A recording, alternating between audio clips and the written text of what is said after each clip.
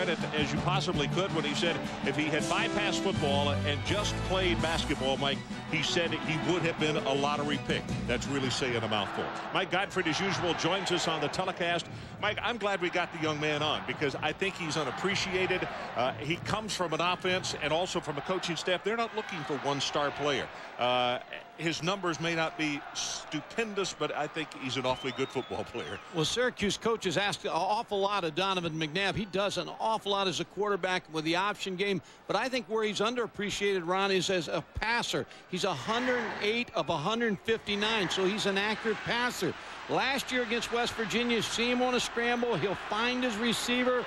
Good, strong throw, completes it for a touchdown pass. He's accurate here. He shows you the strength of his arm again and his release. In 3 years, he put up 92 points against West Virginia, so they'd like to see him graduate. Amos Zaraway on many All-American teams as the preseason got started this year.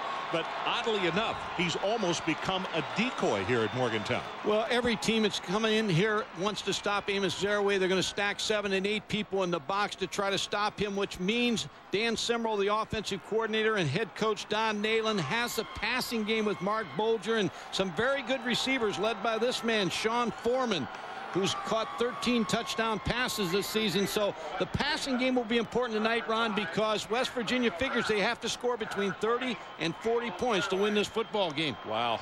That would be a treat for the crowd if it were that high, but not for these gentlemen. 19th season, Don Nalen here at West Virginia, 134 wins, and his number 7 and 11 against Syracuse. Paul Pasqualone, he's 5-2 against the Mountaineers, 65 wins in his 8th season as head coach up at Syracuse. The weather for tonight, actually, we got a little fortunate. They said it was going to be in the 30s. Right now, it's 45. The wind, not really a factor. Cloudy and cold, and no forecast of snow or rain. As you look at Amos Zaraway, and it is Ferris who will kick it off for the Orangemen.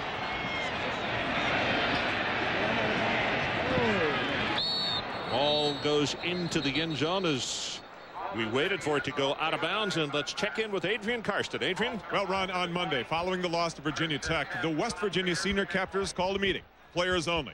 For 15 minutes, Sean Foreman did a lot of the talking about the fact that maybe a loss doesn't disgust his team as much as it used to or as much as it should. There's talk about effort or lack of it in practice. And finally, he said that when you come in here against a team that we do honestly hate, then we've got to make a difference. In the first 15 minutes, Ron, he said, you're going to find out how significant that 15 minutes was on Monday. Adrian, I think that's extremely right on, because if West Virginia is going to win this football game tonight, I think they've got to get off the snide and do it quickly.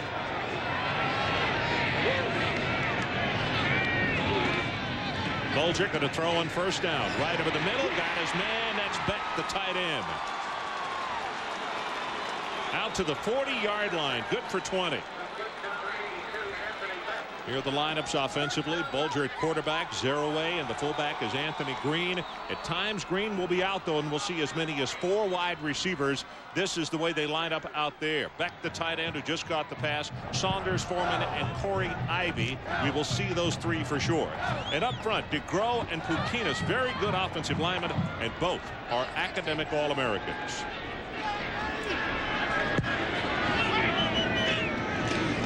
Amos Zaraway, first carry of the night, turns the corner, 5, 6, 7 yards.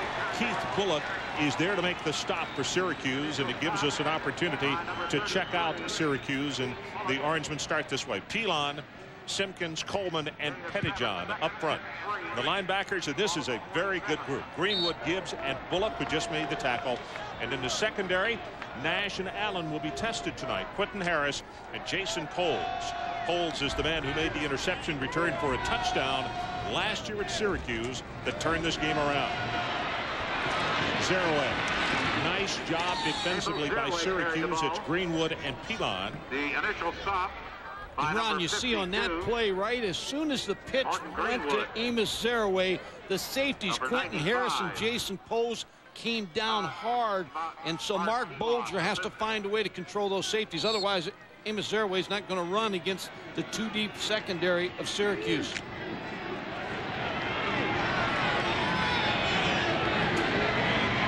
Third down on the line to make. They need to take it to the 50.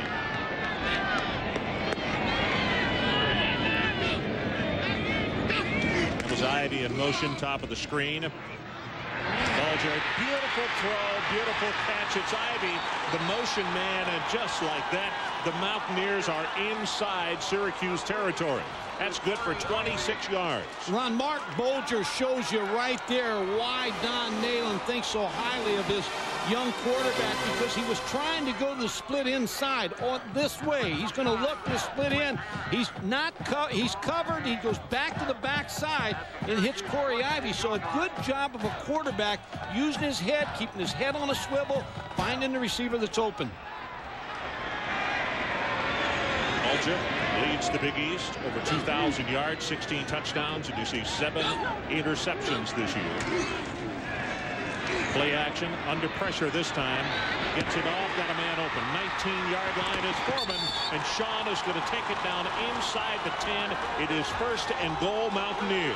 Ron, you're seeing a quarterback. Now, I know we've only had 4 plays, but you're seeing a quarterback that's using his eyes tonight, and he's finding the open receivers. He comes back again, looking to split inside. Now he takes his head to Sean Foreman. Sean Foreman works to get away from the coverage. He does a hairpin outside against Jason Poles and makes that catch. This is all made by Mark Bulger and Sean Foreman, who did a nice job adjusting. Well, you see the difference in that Virginia Tech game and the rest of the season for him. That pass blocked at the line of scrimmage, knocked down by 31 Stan Gibbs. Stan Gibbs with a nice job because Sean Foreman was open again. Stan Gibbs with his hands up deflected the ball of Mark Bulger. But I am really impressed with Mark Bulger's start here, because he has his head on a swivel, finding open receivers and doing it quickly, Ron. 3 of 4, 68 yards for Bulger to open the ball game. 2nd down and goal.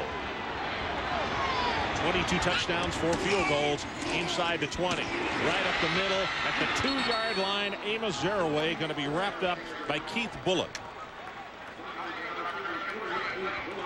Well, a lot of weapons on this West Virginia football team, and you can see right away that Syracuse is trying to stop Amos Zaraway, and that's opened the passing game for Mark Bulger. Now you throw the football, you open up the running game for Amos Zaraway. They said they want to get him the football 25 to 30 times. Well, we'll see. The ball is now 2.5 yards away. This is the 8th play of the drive as we play in the first 3 minutes and plus of this opening quarter, and a timeout is called by West Virginia. So let's take a break. No score, and the Mountaineers sitting on the lip of the cup. This is going to be the 9th play of the drive, and West Virginia has taken it right down the field, starting from their own 20-yard line, and they are 2.5 yards away, and it's 3rd down. And Mike, to my way of thinking, they don't need a field goal here. They need to take in for a touchdown. No, and this is where you look for Sean Foreman a little bit, but you got Amos Zaraway, so you got both the run and the throw here. It's Corey Ivy in motion, and the fade route comes to this side. Touchdown, Sean Foreman. No, they knocked it away, Ron, at the last second. Jason Poles made the play on Sean Foreman. They threw the fade to the 6'2" wide receiver, but Jason Poles knocked it away. And they are going to go for, nope, they're not. I beg your pardon. Here's the replay on Sean Foreman going up for the ball. Jason Poles with his right hand. He just couldn't control it. I don't know if he hit it. I don't think Sean Foreman held on. Went right on through his arms. It sure did. Jay Taylor to attempt the field goal, and this is going to come from 19 yards away. Low kick, and he got it. So what started off as an absolutely beautiful drive by West Virginia kind of fizzles. They wind up with a field goal, but probably the way they started, you thought it should have been 7. 3-0. We'll be right back.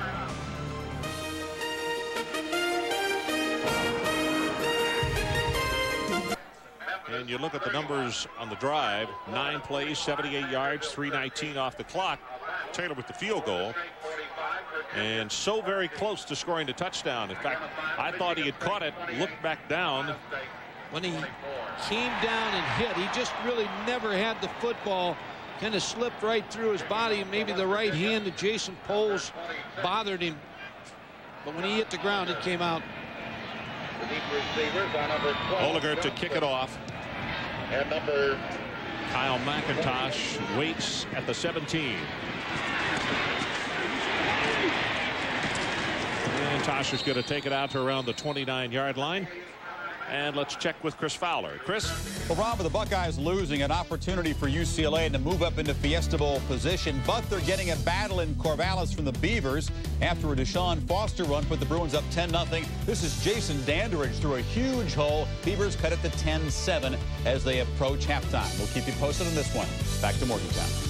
Thanks, Chris. It's interesting. Mike and I were talking just before that game started tonight that might be a tough trip into Corvallis. It's a tough place to play. McIntosh and Conrad are the setbacks. McIntosh, 35, 40, he's loose. Crosses midfield and is going to be caught by Charles Fisher down at the 30-yard line. Ball came loose. West Virginia wanted the football, and they won't get it. That's a run of 40 yards on first down.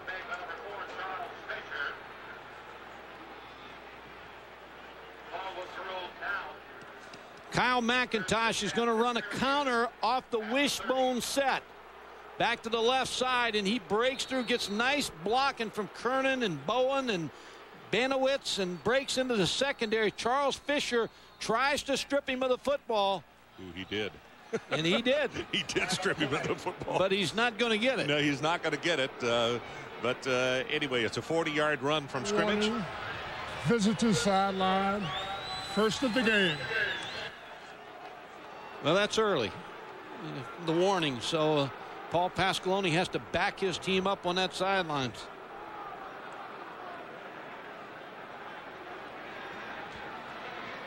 So we didn't even get a chance to give you the starting lineups, and McIntosh runs the counter play, and they almost break it for the touchdown.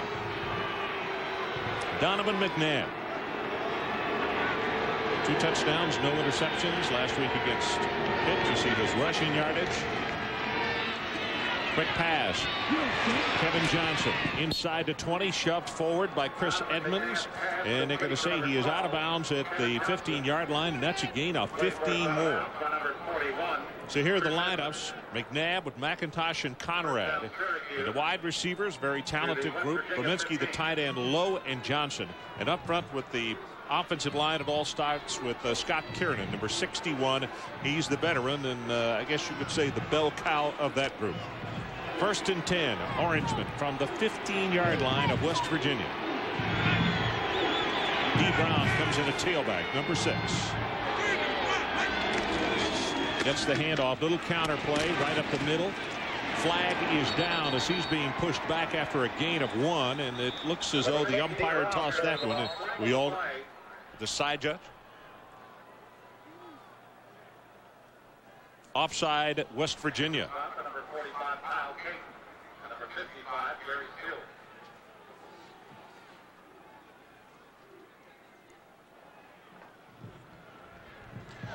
Defensively for West Virginia, Lando, Charlton Forbes, and John Thunder Thornton.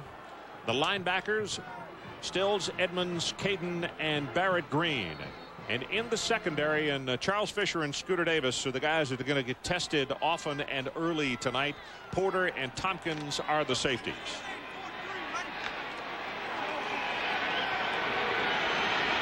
McIntosh checks back into the lineup at tailback, number 28.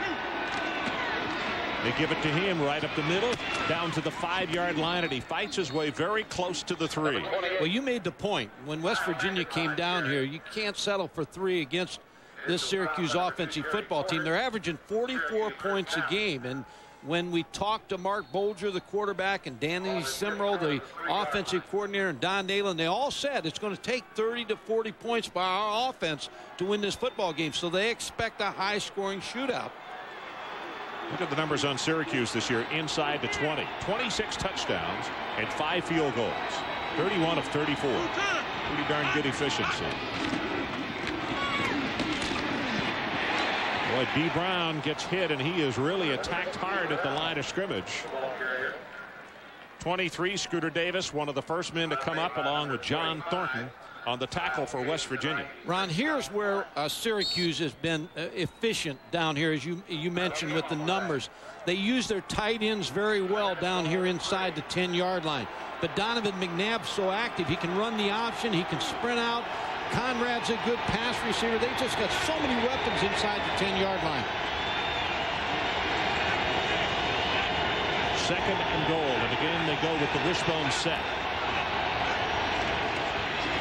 McNabb down the line. He'll turn it up and he'll score.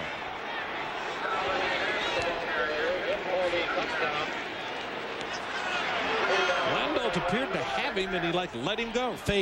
The fake. He faked him out when he faked the ball like he was going to pitch it. But that's the problem when you get inside the 5-yard line defending Syracuse. You've got a quarterback that can run the option, and he may be the best running back as he comes down. Watch him move right here. He fakes the ball.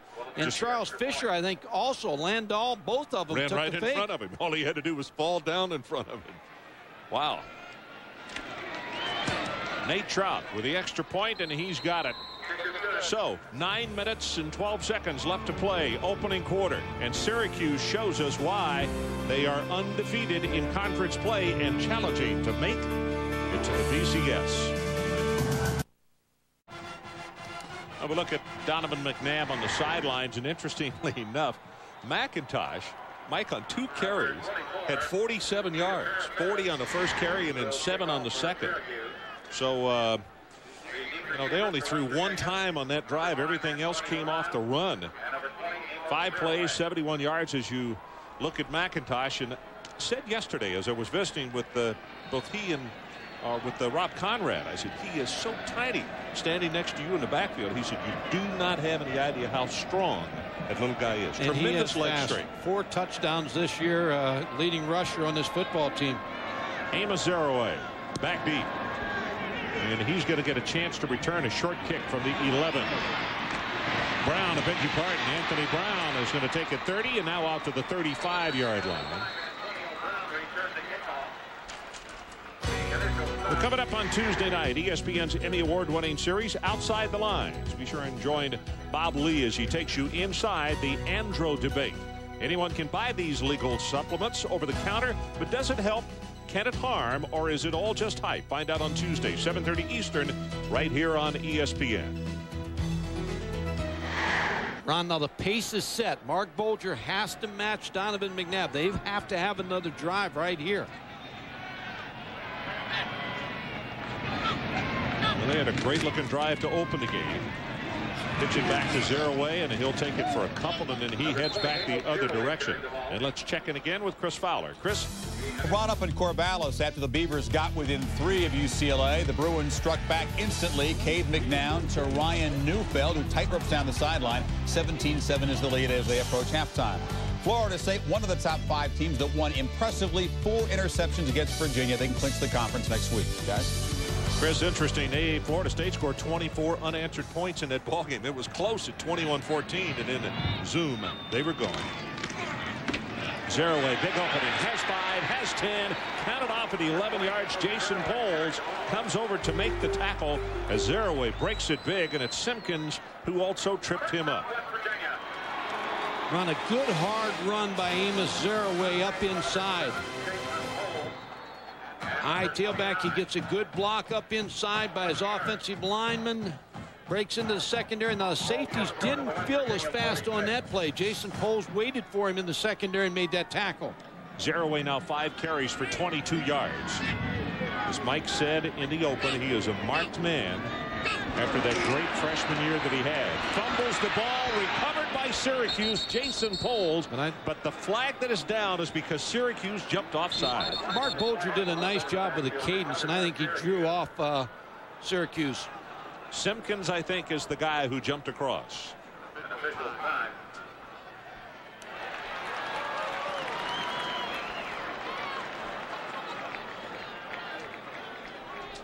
Mark Bolger with his starting count, he draws 2 Syracuse players. Simpkins is one of them. Simpkins is the one who did not get back. Looked like they had a blitz on, and they were very active. And Looked like they were going to come on Mark Bolger. So it's going to be a first down and 5. 7-3 if you have just joined us. Mountaineers took the opening kickoff, drove right down the field, and then it stalled at the 2.5-yard line. And then Syracuse took the ball and just put it in the end zone. McNabb finishing it off with an option play for a touchdown. Bulger off in the flat. This is Zeraway. Nice move. Going to take it to the 41-yard line. It's Stan Gibbs. He had him going one way, and then he turned him around and had him going the other. Ron, on that play, Mark Bolger is trying to affect the two safeties, deep safeties. They're trying to get them off of Amos Zeraway. You're going to watch the routes here. Here's the two safeties. Now, all of a sudden, he wants to control them with a deep route back in here. But he doesn't have that, so he comes off to Amos Zeraway. Good safe throw. After the catch, picks up more yardage till Stan Gibbs makes the tackle. 4 of 6 for 77 yards for him as Zeraway still twisting and moving. Going to take it inside the 40 to the 38-yard line. Bullock and Gibbs combining in the stop. Well, we talked about Syracuse averaging 44 points a game. West Virginia averaged 32 points a game. So they're a very potent offensive football team with a lot of weapons, starting with Amos Zeraway.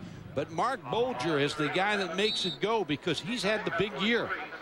He's 160 at 240, 16 touchdowns, 7 interceptions.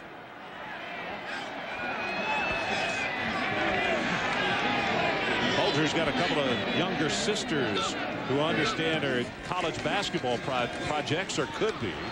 Gets this one away, got him open inside the 15. It's Corey Ivy. And let's see, they're going to spot him down at the 10-yard line. First and goal, West Virginia. Mark Bolger's reading everything right now. He finds Corey Ivy on a corner route against too deep coverage again.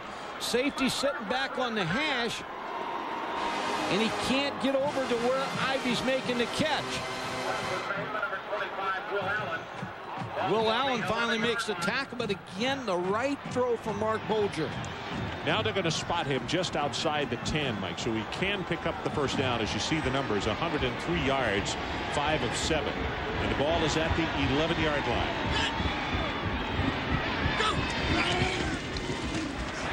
Zeraway cuts it back up inside, loses the football, and boy, is he fortunate it came right back up in his arms. Well, that's twice Amos has zigged when the ball zagged. So far, the one was a penalty, and he gets the other fumble back. But a good penetration by Syracuse. They get away with a hold there. I think Solomon Page, yeah. Solomon Page wrestled his player down. That was a little embrace. There's the foot of a Syracuse player. Knocked the football out on Amos Zeraway. Foreman again, and Saunders down here, Ron. Second down and about 12. First man through, and it's Green. And Green is all the way down to the 6-yard line. So they crossed him up by running the fullback, which they don't do real often. Well, anytime you have a tailback in the eye, and everybody expects the tailback's going to get the football, every now and then the fullback will get a quick little belly play, and it hits so fast that the linebackers do not see the fullback with the football. Well, Green comes right back out. Corey Ivy comes back in, so they'll go with the 3 wide receiver set. 8th play of the drive coming up.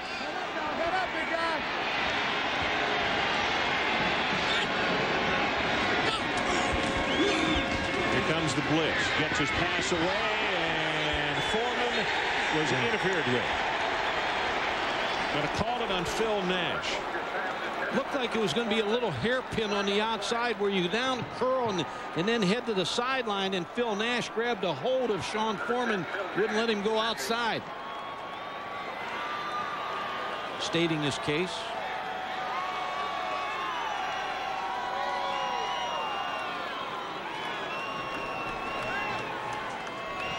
Pass interference, defense. By rule, the ball will be placed at the 2-yard line. First and goal. John Smith, the referee tonight, explaining it very well. Ball is at the 2-yard line. Well, Sean Foreman, the outside receiver, he's trying to hairpin and go outside. But Phil Nash is going to hold on to him and not let him outside. So first and goal, 2 yards away. Zeraway down to the 1. And there was a flag down on the far sideline.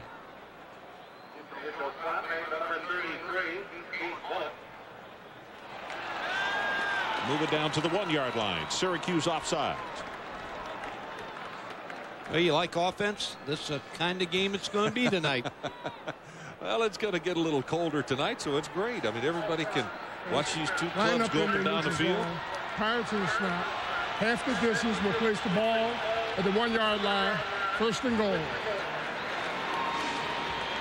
Third penalty against the Orangemen. 3 for 10 yards, 1 against West Virginia for 5. Under 5 minutes to go in this opening quarter. Eric DeGrow comes out over the football. As you look into the eyes of Jason Poles. Now, he had an interception last year when West Virginia was driving to score. They turned the game around, but not this time. Anthony Green pushes it in the end zone, and the Mountaineers go on top.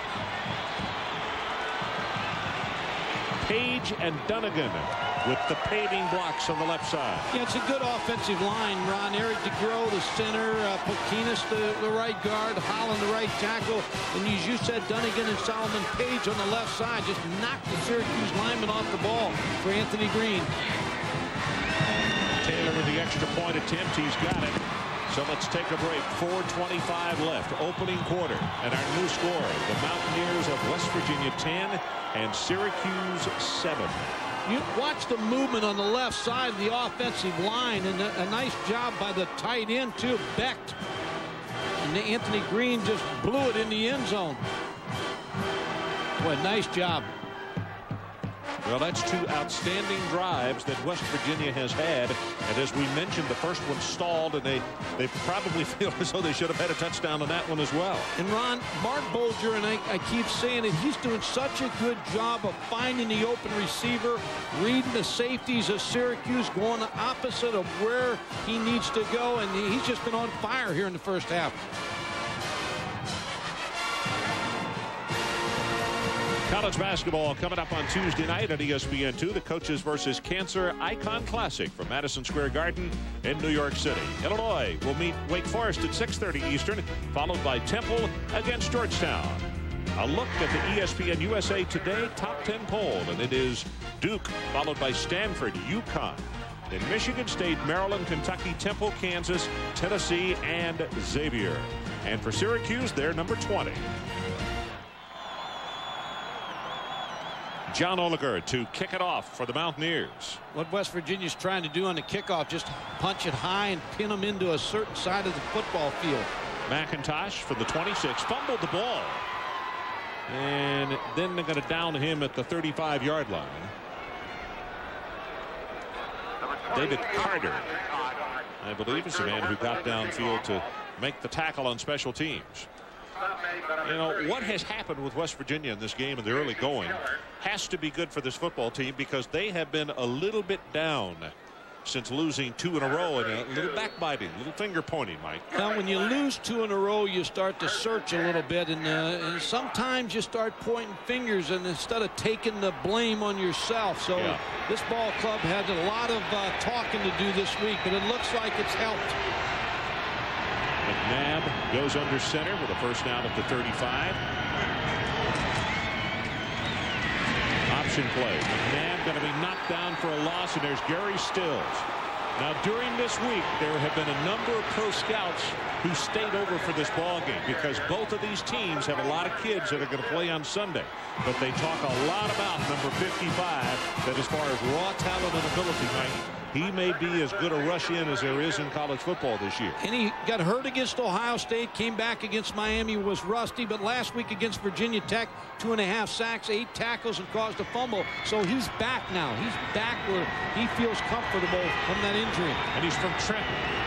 He said last year he's from Amityville. He said, I'm from Trenton. I said, Amityville sounds better.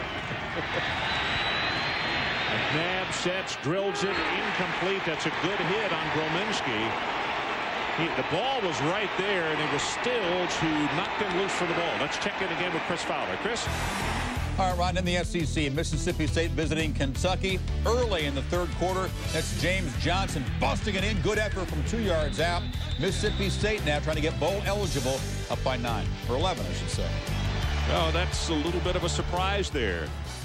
I tell you what's just happened here, Chris. While we were watching your highlight from Mississippi State, Kentucky, Brominski's going to have to come out because Stills, the young man we were just talking about, not only knocked the football loose from him, he knocks his wind out, and it really has gotten this crowd into the ball game. And that's why pro scouts are watching him, because he's good at the line of scrimmage and he can run. He's got 4.5 40 speed. See him turn and run right here with the tight end and then make the hit. And he loves the game of football. He loves to hit. They're down. McNabb from the shotgun, and they had movement. Looked like Bill O'Donnell, a junior out of Bayonne, New Jersey. The right guard came out of his stance too quickly. So the crowd helped. Red ball, false start, offense, 5-yard penalty, remains third down. And Ron, what they were going to do on that play was a 3-man rush, and they were going to drop 5 in coverage in the underneath zones and then a 3-deep secondary. So they were going to try to clog every hole that Donovan McNabb could try to find to throw the football. Let's see if they come back with the same defense here. 4th penalty against the Orangemen. Third down. The line to make is out at the 45-yard line. West Virginia leads it 10-7.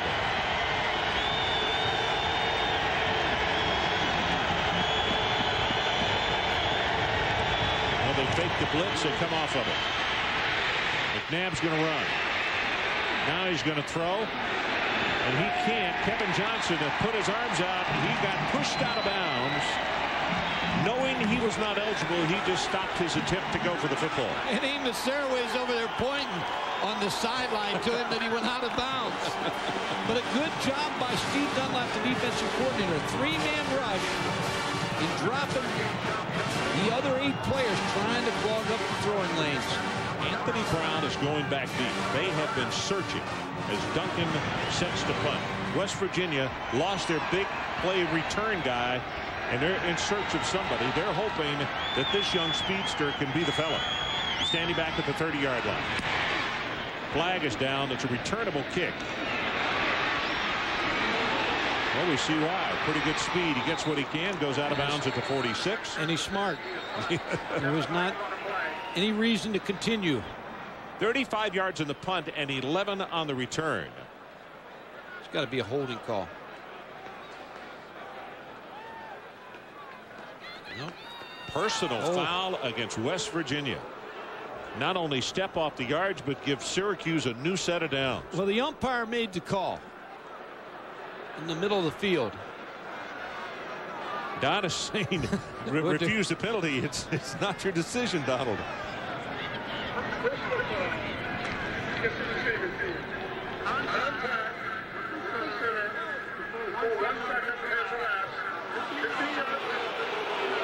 We do not get to see that often, but the rule went in 2 years ago that you cannot hit the center. There has to be a full second count, and they made contact with him before. Obviously, they hit him immediately. Boy, you cannot give Syracuse this opportunity.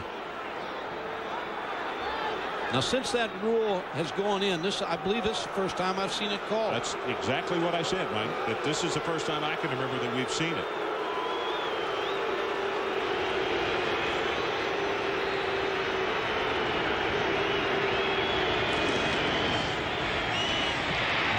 McIntosh, tough run out over the 45-yard line. Charlton Forbes is there to make the tackle.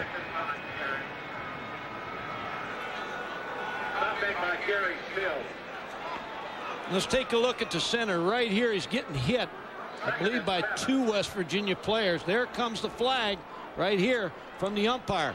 And it was the guy on the left side, not the fellow in the stand-up position, that hit him before 1 count went by. That's the reason the flag was thrown.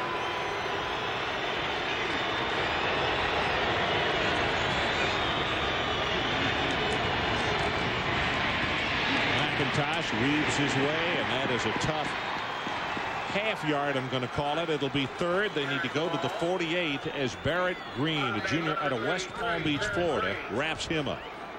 Ron, Syracuse came out that time in an unbalanced line, and in talking to Steve Dunlap, the defensive coordinator. He said that Syracuse does so much on offense that we've cut back this week on what we're going to do on defense because they give you so many looks. We don't want our players to be confused. Well, it's third down and an opportunity for this crowd to get in it one more time. It's Johnson in motion, bottom of the screen. McNabb rolls the pocket. Tipped and almost intercepted by Sensabaugh.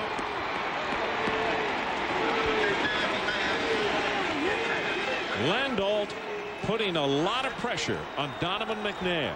Ron, this play is really a pick play for Syracuse. Everything goes inside. Watch Kevin Johnson, the outside receiver, what he does right here. He's going to pick the linebacker from West Virginia to try to get the tight end across. Brominski, but well covered by West Virginia.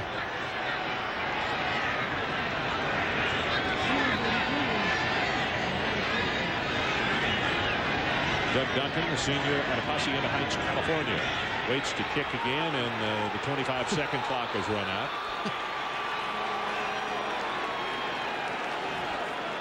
Yeah, he's got the breeze to his back, and this is really not going to be a do-or-die situation. Well, you talked about the meeting. Perlo Bastine, number 3, he's standing up, pointing to the clock and telling the umpire that it's a penalty on that play. West Virginia is fired up. They've taken this on as a challenge tonight.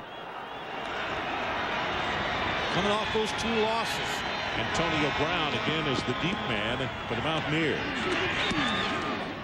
Again, it's a line drive kick. And the 18.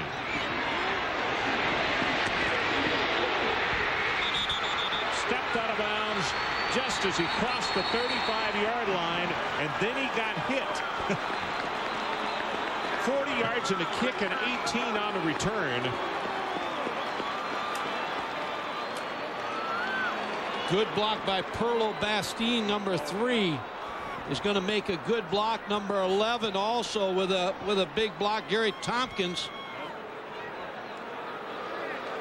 Well, as I mentioned, West Virginia in search of a return guy, and it looks as though they may have found someone that is very worthy. We'll run it.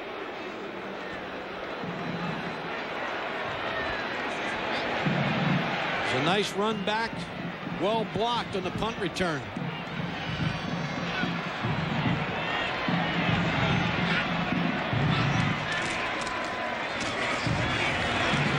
Zaraway is going to take it for about 3 yards. Jason Poles making the tackle. Again, Jason Poles is up there too fast, and then that's what the coaching staff that's up here in the press box will see, that Jason Poles is coming up, and they'll try to sneak somebody behind him here before long. Can't allow him to come up and make those tackles at the line of scrimmage and disregard any pass responsibility.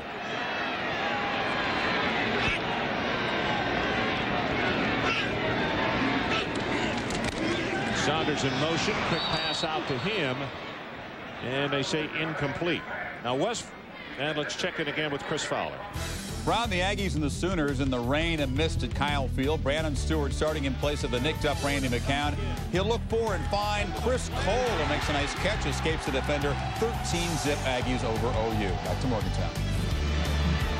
Our score 10-7 West Virginia with 50 seconds left to play in the third quarter.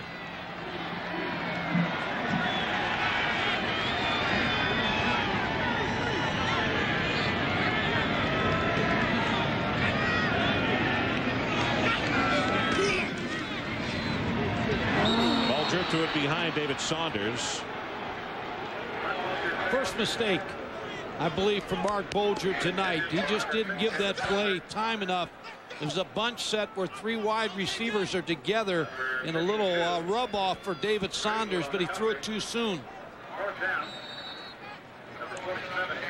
Kevin Johnson is the deep man as Jay Taylor stands back to punt at the 25.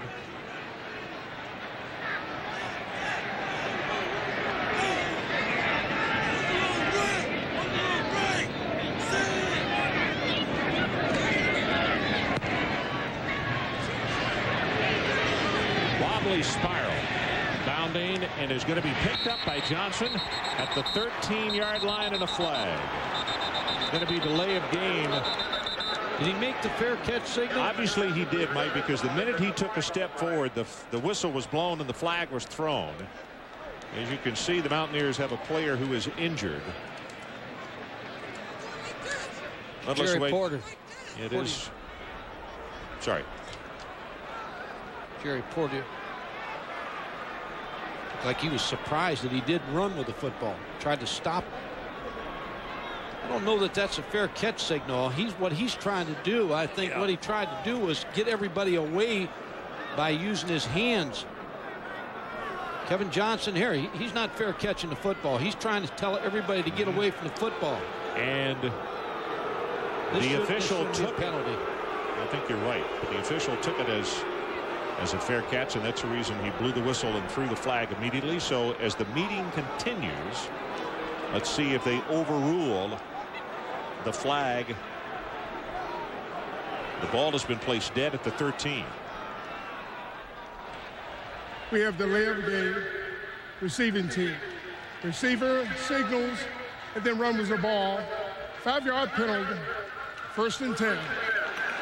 Well, you'd like your punt returners to make a verbal call, and then I've said this week after week, the call that everybody uses is just the word Peter to get away from the ball. But he didn't make a fair catch signal. He was using his hands to try to and yelling at the same time. Well, you know, and Paul is arguing that he's not wrong, but what the officials I think are saying, Mike, is that the people covering the punt don't have time to stop and ask for an interpretation. If they break down and quit and he goes 90 for a touchdown, then you're in a world of hurt. D. Brown stacked up at the 10-yard line. Edmonds is there, and it's very obvious that West Virginia has gotten even more fired up after that touchdown. But going back to that signal, everybody teaches the hand over the head. So I think Kevin Johnson felt like he was well within the rules to make that signal.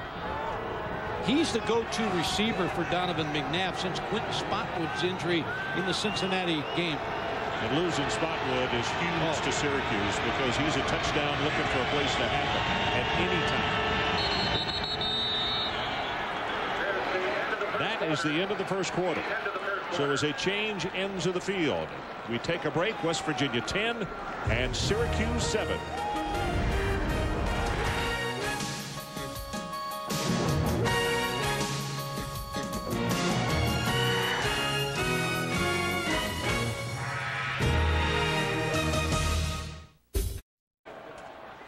So at the end of the first quarter, West Virginia leading by 3 as you take a look at the numbers from that first 15 minutes of play. 103 yards in passing, 34 rushing for West Virginia. Off to a very good start. 137 total yards for the quarter. And Ron, you watch that 16 yards in Syracuse pass offense grow here real soon. From the 10.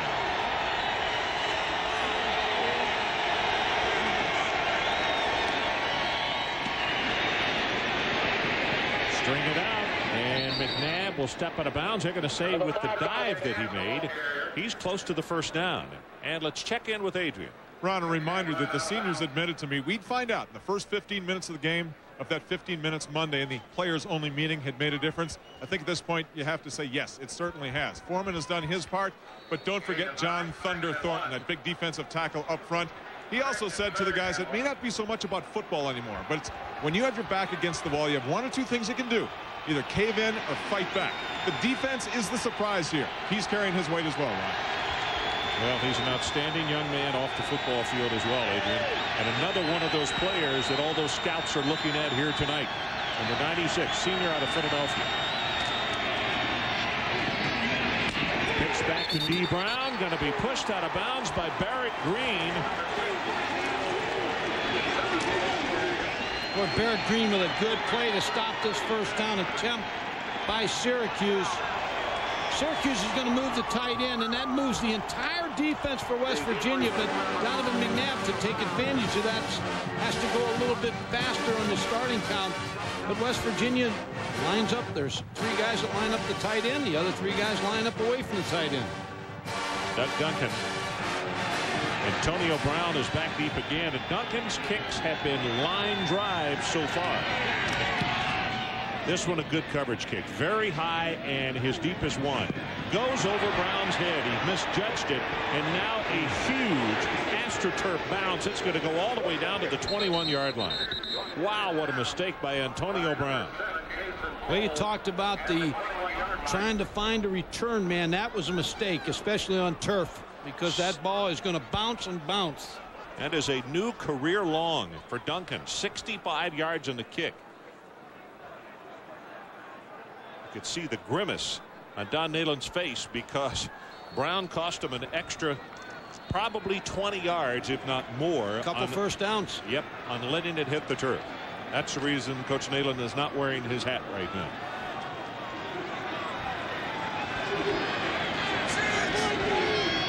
Zero away, the only setback. Gets the handoff back into the boundary.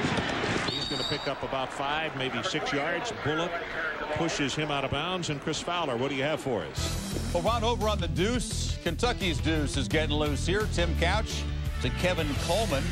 Touchdown pass, the 2-point try failed. 5-point deficit midway third quarter. Florida this afternoon rolling over Vandy 45-13. You know, Chris, with what happened up in the Big Ten today, those Florida schools, it wound up being a pretty good day for them as well as far as the BCS is concerned. I can't wait to see the polls next week and see who moves where.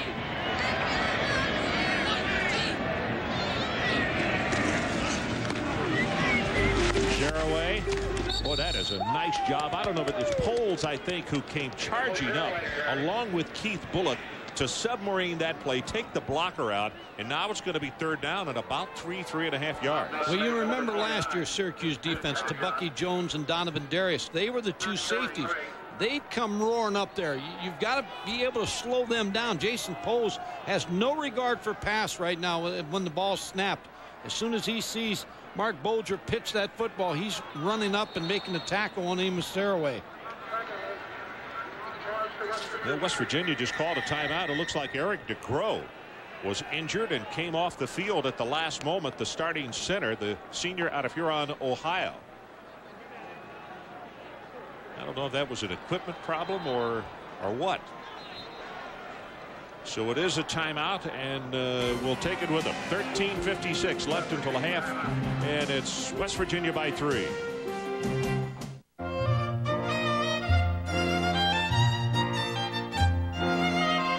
Do rich people have more friends than the rest of us? Are they more deserving of a comfortable seat? Are they more entitled to brake safely on a rainy day? Are we the only car company that doesn't think so? Century by Buick. Full of amenities for under $20,000. Loaded for under $24,000. Century by Buick. A luxury car for everyone. Croft, for your latest assignment, you'll be going to some new places. South Pacific, Antarctica, and you'll be getting some new toys, Gunther. This is the new rocket launcher, a girl's best friend. We've been watching you. Your work is very impressive. Tier 3 from Eidos Interactive. Oh, and one other thing. New outfits. PlayStation. Okay, buddy, let's see what you got. You're on. How about the loser pays the other's phone bill? It depends. Have you been dialing 10-10-321? You know it. 10-10-321 saves over AT&T on every call. What better way to keep in touch? Yep, great for all those quick calls to Mount Ruth. And saves me big time on those long ones to Grammy and Phoenix. 50% off calls over 20 minutes. I hear you. Just dial 10-10-321, then 1 and the number. It's the only way to do long distance. Correction, my man. Oh! That's the way you do long distance. 10-10-321. ESPN's presentation of college football is brought to you by Priority Mail from the U.S. Postal Service. And by 10-10-321. Just dial it and save up to 50%. Well, here in Morgantown, that's a look at the mast from the battleship West Virginia. That armored bell is from the USS West Virginia. Of course, coming up on Wednesday is Veterans Day. 1 of 3 on third down conversions for West Virginia. They have missed their last 2. To keep this one going, they need to take the ball to the 31. Bulger, right over the middle. It's tipped and almost intercepted. That was Foreman, who had it on his fingertips, and Charles Burton, redshirt freshman out of Sugar Land, Texas, made the play, and they'll have to punt it away. Just couldn't bring it in, Ron.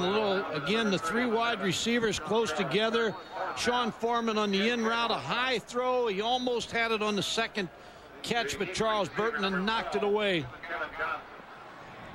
Jay Taylor to kick it away. Kevin Johnson, and I'm sure there'll be no signals with the exception of fair catch, if there are any on this venture down the field. Driving spiral. Johnson from the 33. He'll return it. And Kevin's going to have 7 yards as he'll take it to the 40. And let's check it again with Adrian Karsten. Adrian? Ron, in preparation for tonight's game yesterday, we sat with Mountaineer defensive coordinator Steve Dunlap. And remember, he asked us, does it sound like I'm whining? Because he was so concerned about his personnel, the number of people he had ready to go in this game, and the way they were going to play. Then we go down the hall and talk to Dan Simmerl, the offensive coordinator. He was like a little kid on Christmas Eve who couldn't wait to wake up in the morning, come down the stairs, and open his gifts because of all the confidence he has in Bulger. But I think who can join the Christmas party here, too, is Dunlap, because his defense has really played well, and they're opening a few presents of their own here. Well, that's for sure. Not so fast on the Christmas presents yet. You still got Donovan McNabb here. They're going to open it up and throw the ball here pretty soon. Conrad, big opening right up the middle. Going to take it to the 50, and it's the first time we've seen him carry it tonight, and he gets 10. Well, Rob Conrad is an excellent fullback, and if you're going to make the option go, you got to make the fullback go. He's averaging 5.3 yards per carry. Just a little give up inside, a little trap play. Well, they got so many weapons. That's why you may slow them down, but it's difficult to harness them for a long period of time. Conrad, a senior from North Andover, Massachusetts.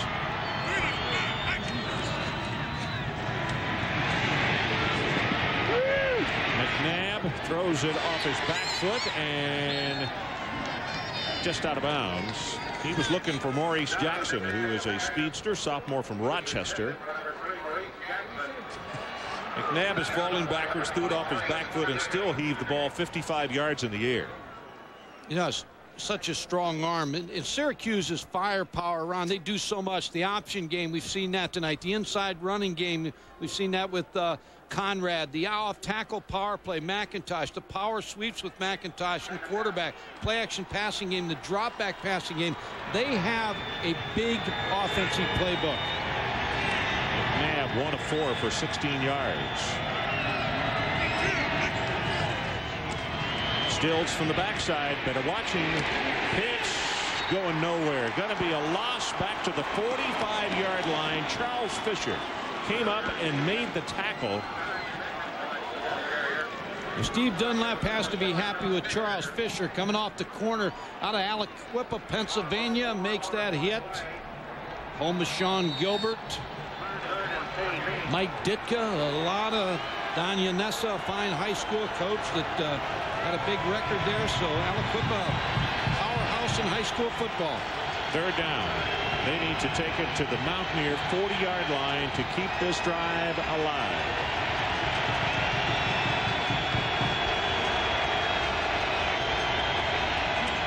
Donovan McNabb sets in the pocket. Ball still in his hands. And he's going to be sacked way back at the 37-yard line.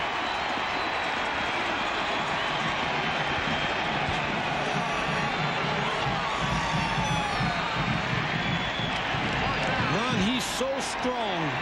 Donovan McNabb, finally Kyle Caden, I think, brought him down. But you can see the drop back pass, gets good protection, decides to pull it back in. Now skates outside looking for somebody to be open, and finally Kyle Caden with the hit. Kyle, a freshman from Fremont, Ohio.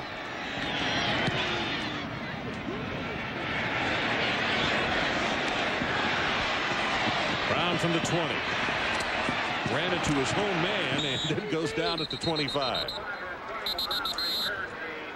Tough enough against 11. 11:27 left until halftime. 43 yards in the kick and 5 on the return. This Heisman moment is brought to you by the U.S. Postal Service. Ernie Davis is one of several great Syracuse running backs to wear the number 44, but the only one to ever win the Heisman. Less than 2 years after winning the 61 award, he died tragically from leukemia. Donovan McNabb on the sideline, one of the Heisman candidates for this year. As you look into the face of Amos Zerouet. Play action. Bulger in trouble. Gonna be sacked, and it's Duke Pettijohn. Sophomore comes in to make the tackle. That ball came loose, I believe. Duke Pettijohn came into this ball game with 6 tackles for losses. Going to come off the block and make the hit, and the ball did come loose. Solomon Page, I believe, got on it. Solomon Page recovers it. It's at the 22-yard line, so it's going to be second down and about 12 and a half.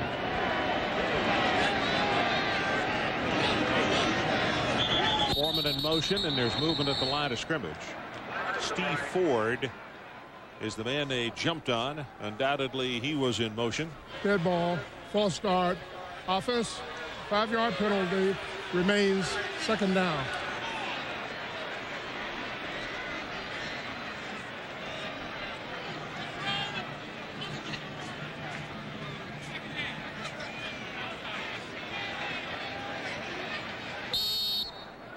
How times have changed in football. Used to come to the sidelines and rest, and now they ride bicycles. Well, that player riding the bicycle is not going to play. Getting ready for well for spring. Getting ready for his next start. Play action. Bulger still has it. Throws it incomplete at the 36-yard line, and I'm telling you, Bullock was all over Foreman. Ron, I think he was all over him, and I think he was holding him as they were coming across the field, but got away with it. On the snap of the ball, he was playing right on Sean Foreman, and I believe it as he collisioned him, and he held him a little bit coming across the middle. Very good group of linebackers, Gibbs, Bullock, and Greenwood for the Syracuse football team. Very active. So we just had lightning all over the place in the first quarter. Offensively, 17 points scored, and now nothing in the second quarter. Just over 10 to play until intermission. Middle screen Foreman. They read it perfectly. Just as soon as Sean caught the football, Jason Poles is there to make the tackle, and boos from this local fan. Yeah, I don't know why. I mean, their offense is trying to do what they think's best in that long yardage situation. Jason Poles just with another good play. Third punt of the night by Taylor. Kevin Johnson back deep.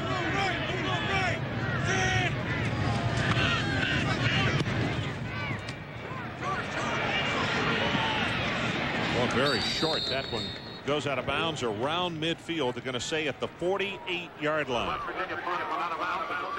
Well, our lineup next week on ESPN, College Game Day at 11 Eastern, followed by our noon Big Ten games. Undefeated Wisconsin at the Big House to take on Michigan, while Northwestern is at Penn State over on the Deuce. Then in the evening, we'll have one of the key ACC games for you, and it's Georgia-Auburn at 7:30, our ESPN primetime game. And over on the Deuce, a big one from the Big East. Virginia Tech squares off against Syracuse at 8 o'clock. Ron, one thing I'm shocked at right here, Syracuse has been held to 16 yards passing. This is Conrad, who fights his way down to the 45-yard line, and I'm a little surprised it's only the second time we've seen him carry the football. Now, they've got so many weapons that Donovan McNabb has been the center of the offense in the first quarter. But you look at that 16 yards passing, that's got to change. Kevin Johnson's a very, very solid wide receiver. We've already seen Maurice Jackson, a very talented young player, speed merchant, but that's going to change here. McIntosh. Little stutter steps at the 45, and then the stuttering ends as Caden is there to make the tackle on him, and it's going to be third down. So It was a game of offense in the first quarter, and it's turned into a game of defense for both teams here in the second. Well, Kyle Caden's a young linebacker. You talked about him being from Fremont, Ohio, St. Joseph's High School. Steve Dunlap, the defensive coordinator, said he's got to learn on the job for us to be a good football team on defense, and he's playing very well tonight. 5 plays, 71 yards on that first drive, and the last 15 plays, and the total of only 8 yards. Third down, McNabb's ball blocked at the line of scrimmage and knocked down, I believe, by Landau. Kevin Landau, senior from Burlington, New Jersey, 6'6", and he made it count then.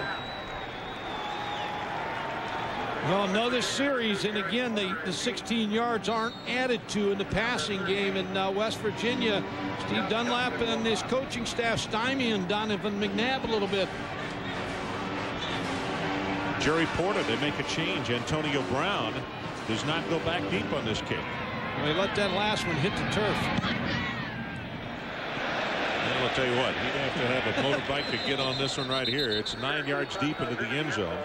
Best one that Duncan has kicked all night, and they'll take it at the 20. 44 yards in the punt. We'll be right back.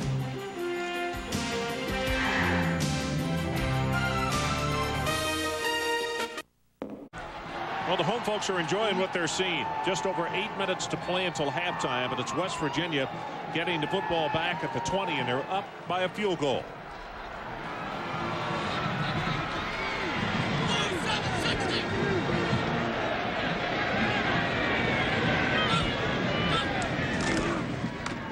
Zeraway, nice job of turning that play back inside. That's going to be Pilon who will make the tackle. But on the outside, the play was turned in just immediately to get help from some friends. Ron, here's what all of a sudden now with the extra wide receiver coming in the game, they're trying to get Syracuse defense to spread out a little bit so that they can find some running room for Amos Zeraway.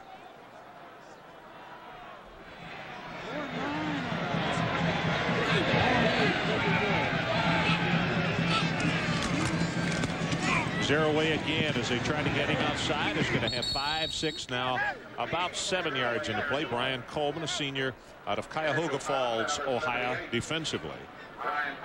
Boy, this game has really settled down. Early in the game, West Virginia throwing the ball all over the park. Now putting it in Amos Zeraway's hands. I'm shocked Syracuse has only thrown 3 passes, 16 yards. The game has all of a sudden turned to a defensive game, and both coaches offensively searching. Saw the numbers on Zeraway. He had a turf toe his first year against these guys, so that cut down his average. And last year he had a little bit of an injury. Quick out pass, got it complete, and that's Saunders. And he'll have the first down as he legs it out to the 35-yard line.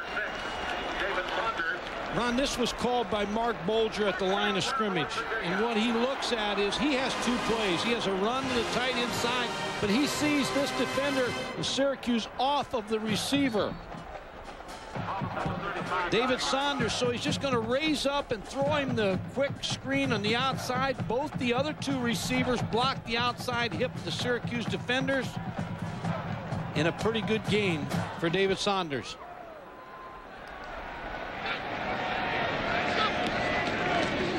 First down from the 35, play action going on top, and Foreman came back in and almost got it.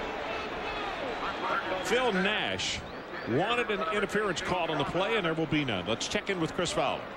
Guys, are we headed for a second shocker involving a national championship contender? Oregon State's pulled even with the Bruins. Jonathan Smith to James Battle down to the 1, sets up a touchdown. 17-all midway third quarter. Kentucky scored a Derek Homer run from down 11 to up 1 against Mississippi State. I'd hate to be a stat guy in Lexington. May have to retire his hand and his wrist after this year. They got him on the count again. No flag is down. And the play is going to be stopped at the 40-yard line. That time the Orangemen got back on sides. And Ron, we talked Amos Zeraway the other night, and he talked about the fact that statistics don't really mean anything to him as long as they win the football game. He said, I'm not having the yards that I had last year and been hurt a little bit, missed a ball game, but feels like if his ball club can win, that's all that matters. Amos 13 carries, 45 yards. You can see 3.5 yards per try. Bulger gets it away quickly, and it incomplete to Foreman. Had to throw it too quickly because he had a lot of pressure coming from the backside. And Mark Bulger on the first drive, you see 3 out of 3, but 4 out of 12. A nice adjustment by George DeLeon, the Syracuse defensive coordinator. Terrell Austin, the secondary coach. Kevin Johnson waiting this Jay Taylor kick. They're coming after it. Off the side of his foot.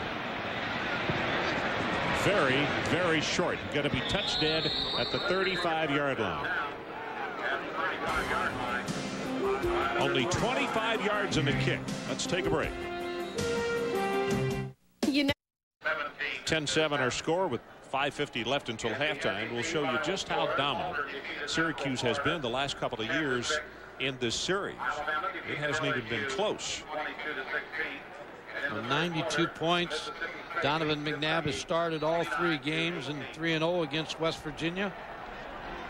Tonight Donovan is 1 of 6 for 16 yards. Yeah, that amazes me. D. Brown and Conrad, the setbacks for Syracuse. Now they go with the wishbone set.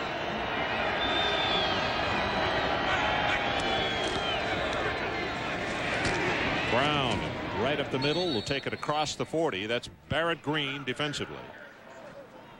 Adrian Karsten.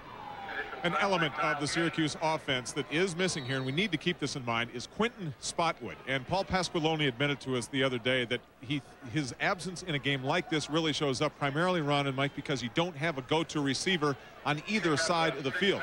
Granted, just one completed pass for 16 yards. With Spotwood in there, you never know, but at least he is not in the game, and that has to be an advantage for West Virginia. Now this running play as they take the umpire out of the play as well. I don't think they're going to have the first down. Green again defensively, and the official appears to be okay. Kevin Johnson will be the first one to tell you he misses Spotwood as much as anybody because Spotwood drew a lot of double coverage, which meant that Johnson got single coverage. Yeah, and Kevin Johnson, he's going to catch some passes tonight. He's got 37 receptions coming into this game, 6 touchdowns, and all the NFL people are looking at Kevin Johnson. They're going to take him. So he will be an NFL receiver. 0 for 5 on third down conversions. Conrad. Well, he continued to bull his way, and they may have just picked up their first. At first, the line of scrimmage didn't move, and then it did. Landolt is down at the bottom of that pile. And Ron, you're talking about 0 for 5 tonight on third downs. They've been very good this year. 42 of 85 coming into the game, 49% of the time on third down. Well, they just got their first. So they'll keep it going as the clock continues to move now. Under 4.5 minutes.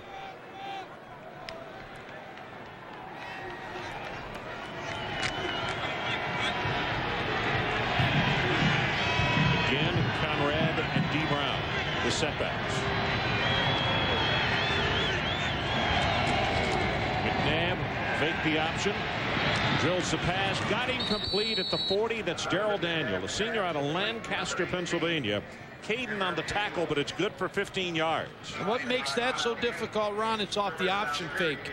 And the linebackers are frozen because they don't know if it's an option. And once he pulls up the throw, then they've got to try to search out and find receivers. Darrell Daniel just sat in the hole over the center and made the catch. That's his second completion. The first one on an opening drive for 16 yards. This one for 15.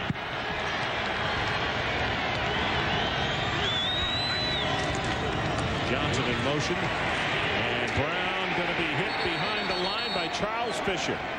Boy, they saw the run coming and came out very quickly off the corner And the senior from Aliquippa is there to stop him in his tracks. Ron, they brought Kevin Johnson in motion, and Charles Fisher just followed him in. And then the running play of D. Brown came right to him.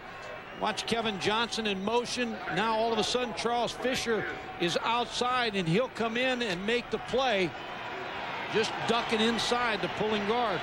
It's a nice job. He was on his knees, still got up and made the tackle. 2nd and 11. Stills with pressure. Pass. Got him complete. That's low at the 10, at the 5. Touchdown, Syracuse. West Virginia thought he stepped out of bounds, and he was close as the coaches have come down the line. I think he was knocked out of bounds. I believe they threw a beanbag. Now, maybe he didn't go out of bounds, but they threw the beanbag. Jeff Lowe working against too deep a roll coverage. And Mike, what's really interesting, they did throw a beanbag, which means somebody thought he was out of bounds. They just ran back and picked it up. Yeah, a nice job again by Donovan McNabb. Showed you a strong arm. Nate Trout with the extra point.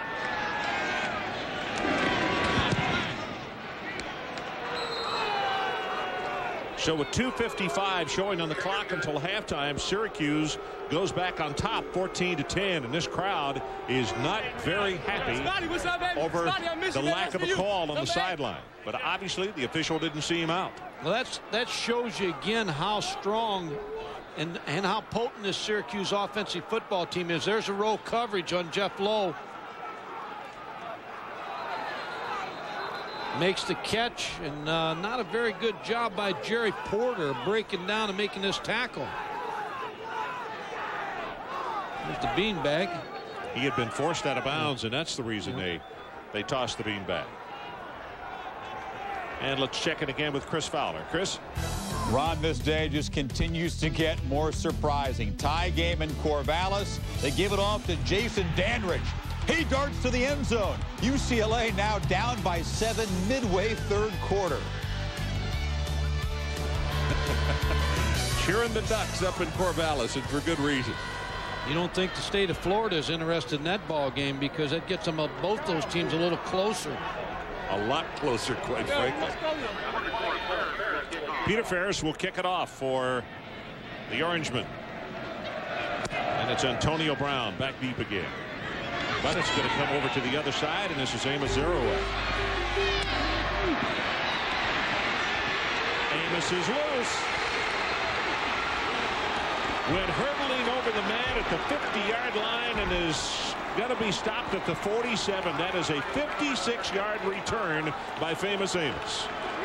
Good job. Pat Woodcock made the tackle, but a nice job by Amos Zeroa finding and swerving along the line of scrimmage, picking up his blockers, change of direction as he's moving upfield, and there's Woodcock with the tackle.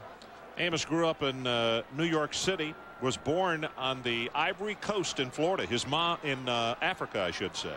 His mom is still there. His father is a professional photographer, and in fact is here for the ball game tonight, as Swoop is coming replacing Zeroa on this play. Counter Trey.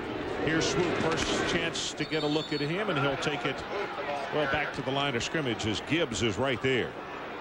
And Zeroa is an impressive guy, Ron. In his longest run this year, 35 yards. And this West Virginia offensive football team, as defenses try to stop Amos, they're averaging 35 passing attempts, 33 rushing attempts. So, again, he has that feeling. He wants to do what's best for the football team.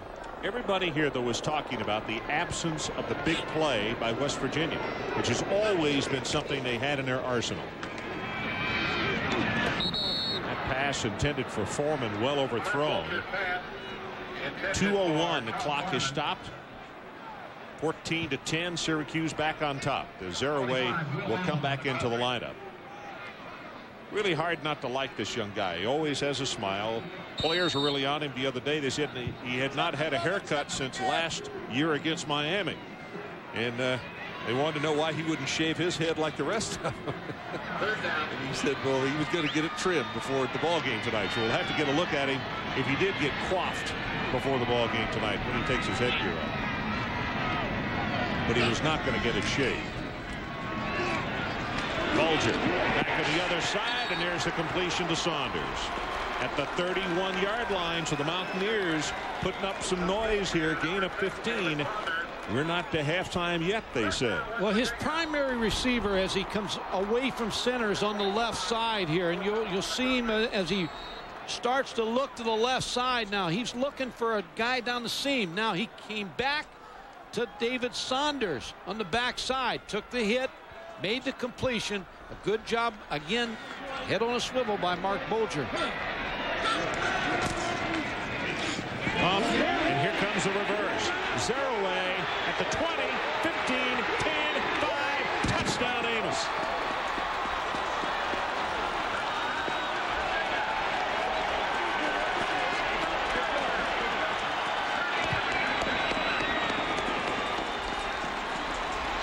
Well, as we mentioned, he's never really killed Syracuse. In fact, he has not had good games, but he has had injuries the first 2 times, but tonight he's healthy, Mike. What set this up, Ron? It was a Statue of Liberty play. The old Statue of Liberty. Mark Bulger went back to pass. The linebackers took their eye off of the ball, started to drop in coverage, and then Amos Zerouay got the football. Extra point is good, and with 1:32 showing on the clock until halftime, West Virginia comes back on top. There's the Statue of Liberty, just fakes the pump, gives the ball to Amos Zerouay, picks up some good blocking ahead of him. Pukinis. Anthony Green, the fullback, and Brian Pukinis, number 61, for the touchdown. Well, they needed that just before halftime. When you're coming off 2 straight losses and all of a sudden Syracuse takes that lead, you need that score. Chris Fowler got something new for us. Well, Ron, folks are going to want to stick around for the Buick halftime report. Lee and Kirk will join me. The shake-up Saturday in college football, the shocker in Columbus. Wild finishes all over the place, and the Beavers continue to lead the Bruins. Scores and highlights coming up. All righty, shake-up Saturday is a great way to put it. West Virginia trying to shake up the Big East. Syracuse has Virginia Tech next week, which is huge, and they still have Miami to play, but they're not thinking about that right now, or they had better not be, because the locals are not only putting up a war chant, they've got over 200 yards in the first half, and they have 17 points. Not only was it good play, it was well executed. Well executed, got some separations with the linebackers. Olger to kick it off for West Virginia. McIntosh and Johnson back deep, and they are not deep. They are looking for that high pooch kick, and they get another one.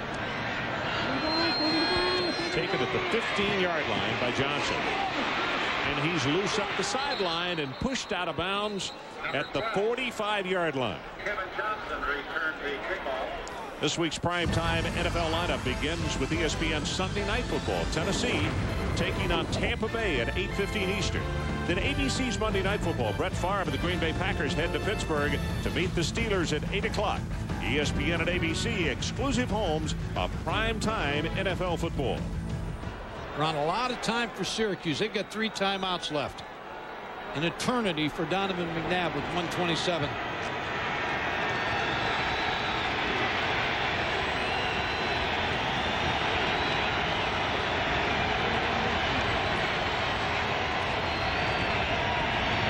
Rolls the pocket, sets, zings the pass, got it, completed. And Kevin Johnson stepped out of bounds as both of the defensive backs gambled, and Johnson came away with it. He's out at the 18. And you like to see Kevin Johnson have success. He was recruited here as a quarterback along with Donovan McNabb, runs a corner route. And you're right, Gary Tompkins goes for the interception. But Kevin Johnson never lost concentration on that football. Marvin Harrison worked with him when he switched from quarterback, when he knew he wasn't going to beat out Donovan McNabb. Worked on him on his routes, and Kevin Johnson's turned into a pretty good receiver.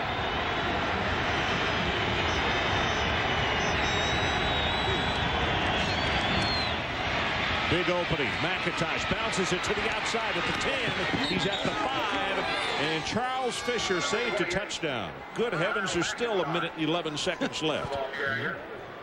It was an eternity, but I didn't think they'd score this fast. Syracuse, just with the speed again by Kyle McIntosh, shows you some quicks getting outside of Gary Tompkins. Charles Fisher knocked him out of bounds, but Syracuse in business. First and goal. The ball is 2.5 yards away. D. Brown, Sedano, and Conrad send in that wishbone.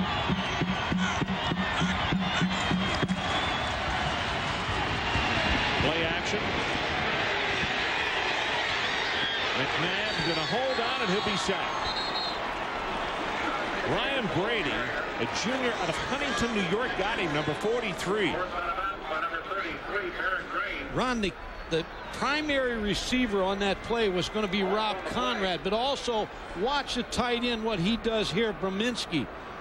He'll block, and now he releases the other side, but he got knocked a little bit. He got banged a little bit. He came open late, but Donovan McNabb was too far outside. The tight end was the second choice. Couldn't get back to him. Wide open. Yeah, Donovan had more than he could say grace over there on the sideline. He couldn't look back at Brominski. He was running for his life. 1:03 until halftime. Got him over the middle. Touchdown, Kevin Johnson.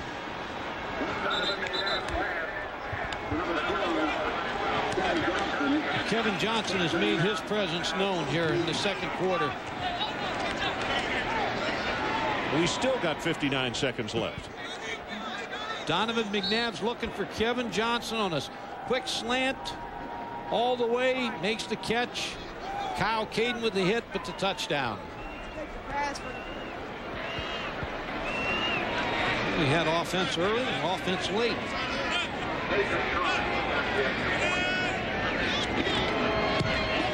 Trout with the extra point, splits them. And again, Syracuse goes back on top, this time 21-17. We'll take a break. 59 seconds until intermission. 20 degrees out, it's cold. Well, that's right, it is cold, but Kevin is warm right now, and so is the passing game, which was a little lethargic getting started tonight, but they really put it to great use. And in fact, the catch that he made with the defensive back gambling, Mike, it's one of those things where you can't tell a kid not to be aggressive, but at that stage of the football game, you're a lot better off not to gamble, to make sure that, you know, at least he doesn't take it for a score, which he almost did. Don't feast or famine. You're right. Going to be picked up at the 25-yard line, and a return of about 4 yards, as they wanted to make sure that Zeraway did not duplicate what he did just a moment ago. McIntyre picked it up and put it safely away. So now West Virginia with 54 seconds to work with, and they're trailing again by 4.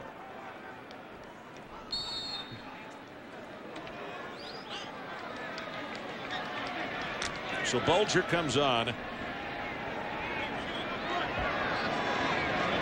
Don Nalen said it, so did his coaches. They thought they were going to have to score 40 points to win this football game tonight. And I'll tell you what, if the second half is like the first half, I think they're right. Zeraway, boy, is a marked man. Can't go outside to the left, and he is still going to pick up yards. That's amazing. The little guy will take it to the 31-yard line. Polds defensively. Well, his role model, his idol is Barry Sanders, and he runs the same way. Now, he said in an interview with Adrian Karsten the other day, he says, I can't do the things that Barry Sanders does, but I try to mimic him a little bit in my running style. Well, a timeout has been called by Syracuse. 29 seconds left on the clock. Amos has got, I don't know how many tapes now of Sanders, but he keeps them at his apartment, and he watches them. And one of the things that he really prides himself on, he's not a real tall guy. Obviously, they say 5'8". I'm not sure about that, but he is physically, he is in awfully good shape. Yeah, he's strong, Ron. When you look at his chest, I mean, when we were out eating with him the other day, and Adrian Karsten out-ate them all, but all 7 ball players. But the whole team. Amos Zeraway is strong in the upper body, and there is talk that he may come out after his junior year, but he hasn't decided. Yeah, I think he does. He needs to stay healthy 1 year and put together some numbers here at West Virginia. But he really is a fine running back. But I do believe he's best to stay here. Adrian, defend yourself. Well, it was a special treat for all of us as I enjoyed my small salad and crackers down there at the end with Gottfried. Amos sat right next to you, Ron, as we accepted an invitation from the senior captains. It wasn't an exclusive invitation. Our friends at ESPN2 and some of the other networks have done this, but fun to sit with Amos and the rest of the guys and talk to them off the football field. A special treat. It was. It's a nice idea that the captains started that a few years ago. Saunders, the intended receiver on that play. And they were impressive. It gives you a chance to sit and talk about other things other than football. But I told Don Nalen, I know you echoed it, and Adrian Karsten also, that he can be proud of the 7 players that we talked to, because they spoke very highly of the program. They're very highly of the coaches, very high of the school. I mean, they were just very positive, even after coming off 2 losses. They really believe in Don Nalen. They fight hard for him, and they're going to play hard for him all year. And they ate well. And they ate well, and it was a big bill. Faked it to Zeraway. And it's Antonio Brown who goes out of bounds. We still have 18 seconds left, and that's good for 13. Smart play by Antonio Brown to get out of bounds. They still have 18 seconds, and they've got 1 timeout left.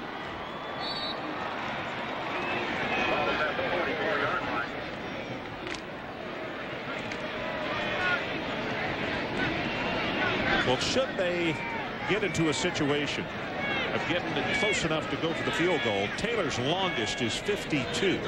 They still got a distance to pick up here. Bulger going to go on top. And Syracuse in the prevent defense, it's picked off, but it was intercepted out of bounds. Ian McIntosh, I believe, number 2. Playing very deep, not letting anything get behind him.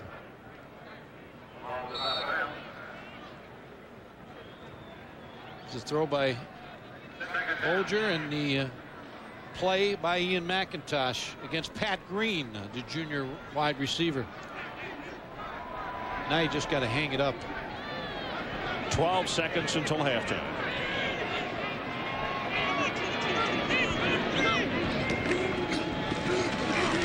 Bulger deep over the middle, threw it behind him. Antonio Brown is who he wanted. Brown had gotten himself open, but Bulger a little off the mark there. Good pressure by Dwight Freeney, the freshman defensive lineman for Syracuse, number 54.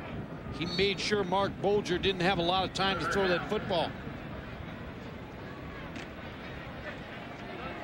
So 3rd down and 8 seconds. That's what West Virginia has. They trail by 4, 21-17.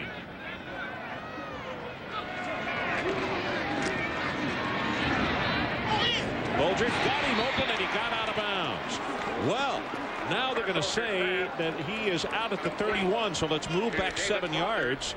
That would be a 41-yard. Well, my math is not good here. Let's see where they're going to put it down. In the vicinity of 47 yards. And as I mentioned to you, 52 his longest. 47 this year. It's going to be an attempt of 48 yards. Jay Taylor. High pass, they get it down, and he has the distance, and he is good.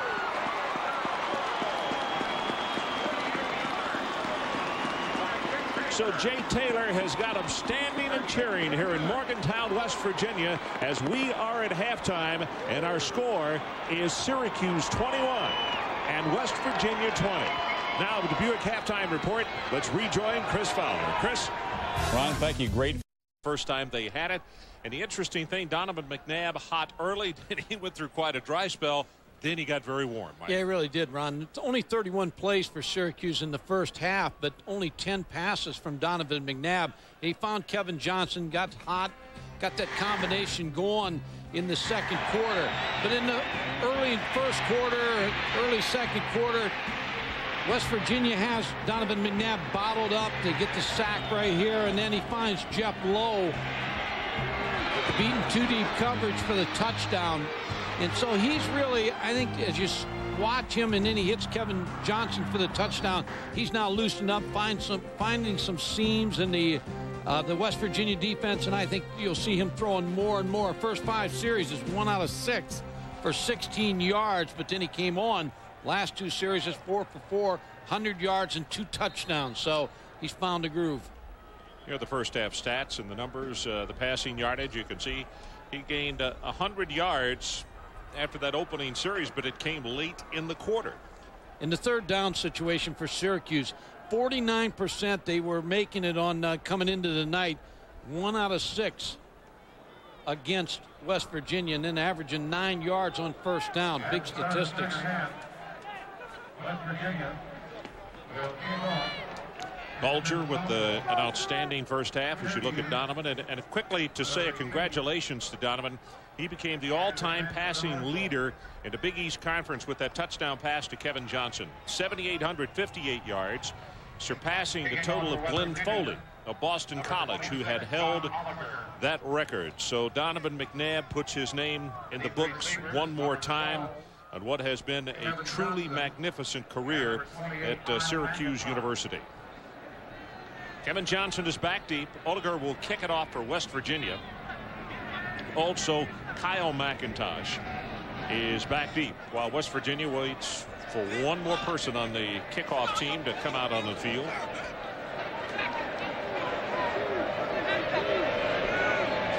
So we had 248 total yards by West Virginia in the first half, 199 for Syracuse. Orangeman league at 21-20, and we're underway in the second half. This is Kyle McIntosh. Well, you can hear the strike from all the way up here. And Adrian, let's go to you. Well, Ron, Coach Pasqualoni tells me that in reviewing their performance offensively in the first half, they move the ball when they move it faster. They've got to pick up the pace here in the second half. The balance, passes to runs, he's not too concerned about. He says, yes, our playbook is pretty thick and we're going to cut it down.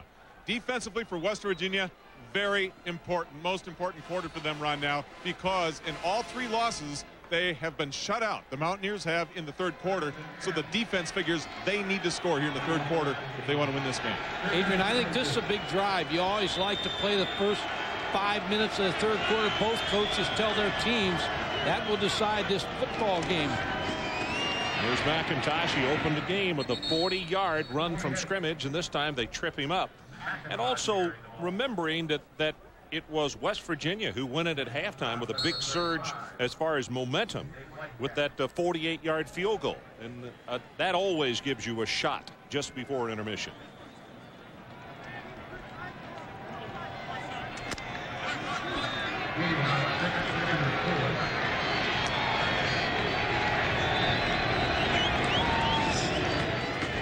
McIntosh again tries to bounce it outside, and Gary Stills is right there. Gary Stills, we said he got hurt against Ohio State, missed 4 games, and the coaches now say he's starting to round back in the shape that he started the football season with. Interesting that he's only played, I mean, it just happens this way, the games he's played in, and in the games they lost, he was not with the team in the games they won. Third down, and they need to take it to the 32. Syracuse 1 of 6 on the night. Blitz is on, got it complete to Johnson. Kevin Johnson with the first down at the 35, and it's Charlie Fisher defensively. Ron, just a nice job by Kevin Johnson. Again, a feel of where to curl up at. Motions, and then comes inside and just sits down to make that pass reception. Charlie Fisher makes the tackle.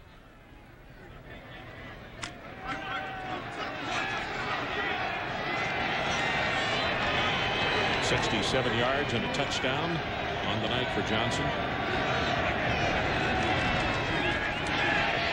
Pressure coming on Forbes. Drills it complete at the 32 to Kevin Johnson again. Well, it's becoming the Donovan McNabb, Kevin Johnson show, and we talked about this. Adrian Karsten talked about it just before half. That Quentin Spotwood's not here. Who do you depend on? You have a favorite receiver. It's got to be Kevin Johnson. He comes all the way across the football field. Good coverage on him by David Lightcap, but again, a good throw by Donovan McNabb, a good catch by Kevin Johnson. That's why I say, Ron, he will play pro football. He's an outstanding receiver and a young receiver. He's got a lot to learn at that position. Sedano comes in replacing Conrad, but it's McIntosh, and he finds an opening down to the 22. Chris Fowler, what do you have for us? Well, Ron, up in rainy Corvallis, this just go back and forth. Bruins and Beavers tied at 24. Cade McNown to his favorite target, Danny Farmer. Their second hookup for a touchdown tonight. Bruins just recovered a fumble, lead by 7 in the fourth quarter. Well, a 7-point lead, and it looked as though that he was limping off the field there. Cade McNown, a pretty good quarterback, special. First down, the ball just outside the 20-yard line of West Virginia. Conrad weaves his way, going to go for 3 tough yards. It's Kyle Caden, the freshman out of Fremont, Ohio, there to make the stop.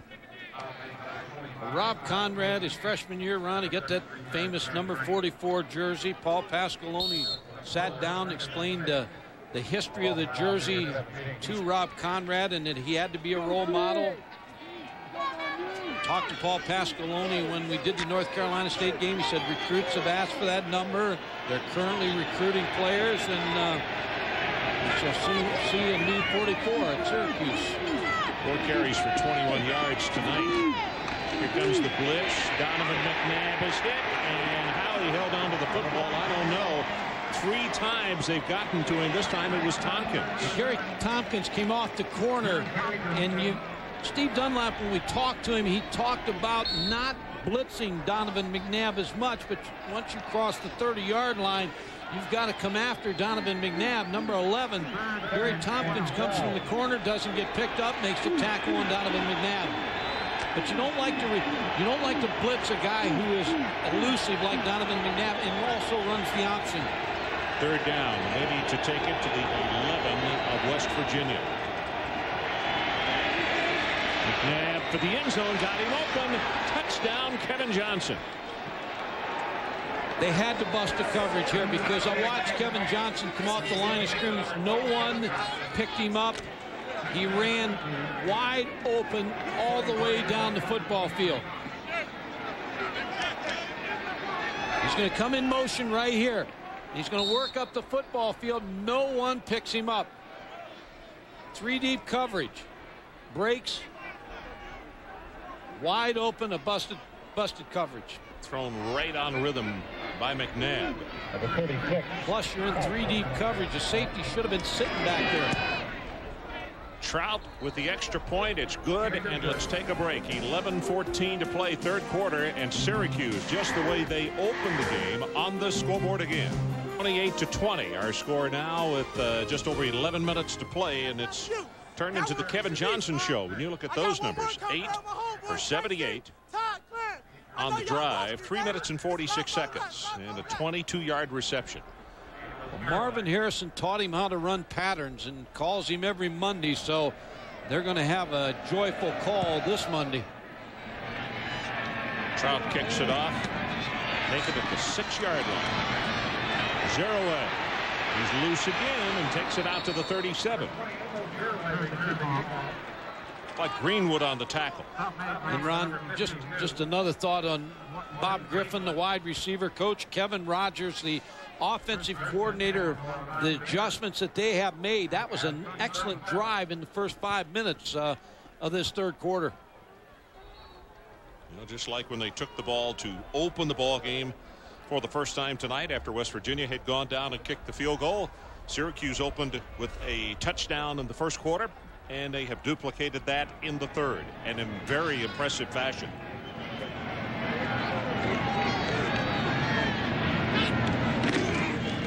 Pitch to Zerouet. Hit by Jason Poles, and according to our numbers for the tackles that we had for him in the first half, that is 8 solo tackles that Poles has.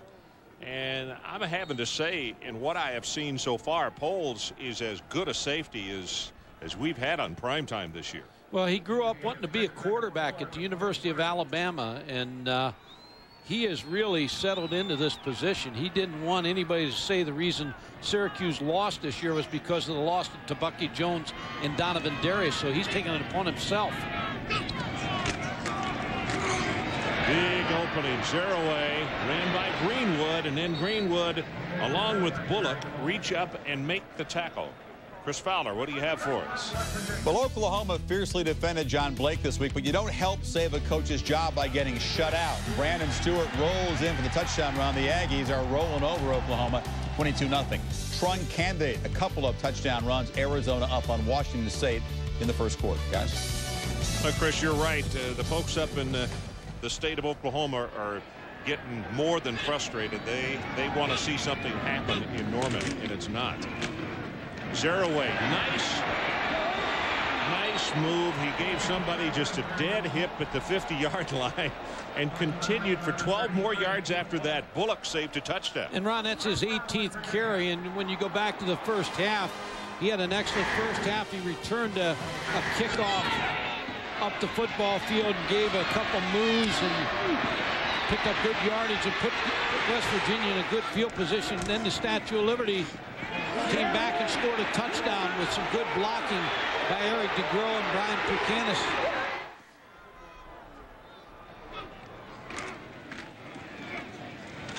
Amos again. He's going to take this one for about 3 yards. Greenwood and Duke Pettijohn combining in the stop. Just seems like he gets stronger as a running back. It's a big drive for West Virginia.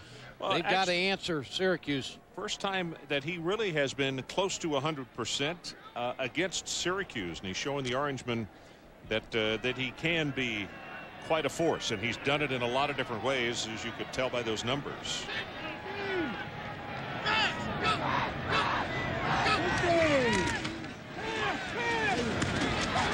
Tipped and intercepted. That's Nash. Boy, and it's a football that should have been caught by Foreman, and Foreman has had a problem juggling the football tonight. Yeah. He should have had a touchdown in that opening drive. Mark Bolger, and you're right, Mark Bolger drilled that football. Sean Foreman just couldn't bring it in, and then the ball started popping over his head a little bit. Phil Nash, the senior corner for Syracuse, was right in the right spot at the right time.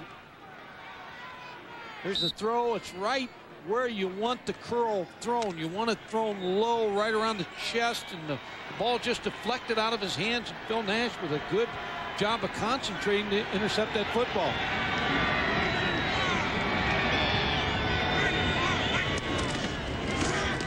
McNabb on the option, pitches it back to McIntosh, and he gets knocked down very hard by Scooter Davis. And as you can see, one of the assistants on the sideline went down hard as well. Well, there's not a bigger series in this football game than right here for West Virginia's defense. What happens over there, you get trapped. The players are all trying to get up to see what's going on, and when you start to move out of the way, you can't go anywhere. This is a big series for West Virginia's defense.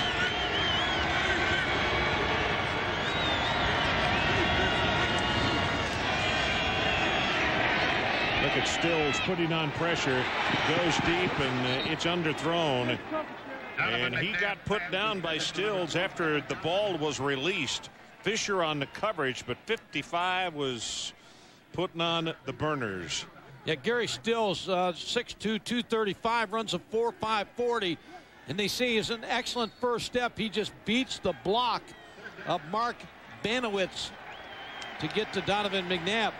I thought Darrell Daniel was open on that play on a curl route, and Donovan chose to try to get the ball to Kevin Johnson. Third down. If they want to keep this one going, they got to take it out to the 43. Syracuse leads at 28-20. Pressure again, and he's gone down. This time it's Landau. 4 times they have gotten to Donovan McNabb. And Steve Dunlap has to feel good about this series because you get the interception, your defense comes right in. 3 plays later, they throw Donovan McNabb for a loss, and now the field position should be good for West Virginia's offense. Kevin Landau with a good tackle on Donovan McNabb. Grabbed his shirt and just yanked him down. Duncan waits for the snap at the 5.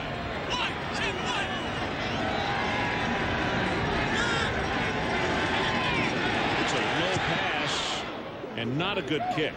Antonio Brown has it go off his hands and out of bounds. So no return, and the ball is dead at the 39-yard line. So we'll take a break. 7:50 left in the third quarter. 43-yard kick. And receiving attention on the sideline. Has an injury to, it would appear, his elbow. Pads are off, and whether this means that he's done for the night, not sure.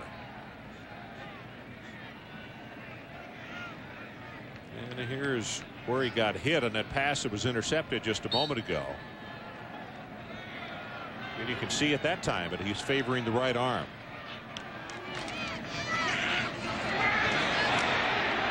Reverse to Green and tackled at the 42. You know, the last three drives for West Virginia have started at the Syracuse 47, their own 37, and now their own 39. And I guess the point that I'm making is the defense just made a big stop there, but the offense has got to take advantage when you get that kind of field position. They really do. And now on that play, just didn't time up right, but that was a good call by Dan Simrel, and it was open. It just didn't time up the blockers and Pat Green.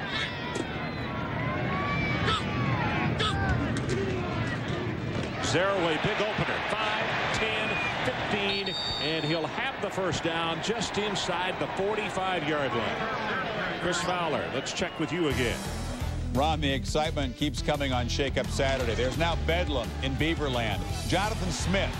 Knife to go over the middle is Greg Ainsworth. He'll be pulled down at the 3-yard line. You can see UCLA trying to protect a touchdown lead deep in the fourth quarter. They can't do it. The third touchdown run by Jason Dandridge. Inside of 3 minutes, we're dead even. Chris, from those highlights right there, Oregon State looks like they're an impressive-looking football team. Some great-looking athletes. UCLA's defense a little suspect. Pressure. Boger runs out of the pocket. Get down quickly. At the 30-yard line, it was Poles who was coming after him pell-mell. Well, when I was watching tape with Mark Bolger the other day and Dan Simrel, he told him, he said, at times, use your Major Harris legs, and referring to Major Harris, the quarterback here for West Virginia that did a good job for them. Mark Bolger, of course, not as fast as Major Harris. Dan Simrel making the calls. That's Dave McMichael, one of the best offensive line coaches around, sitting next to him. He's looking at fronts. He's looking at the way Syracuse lines up and trying to help Dan Simrel.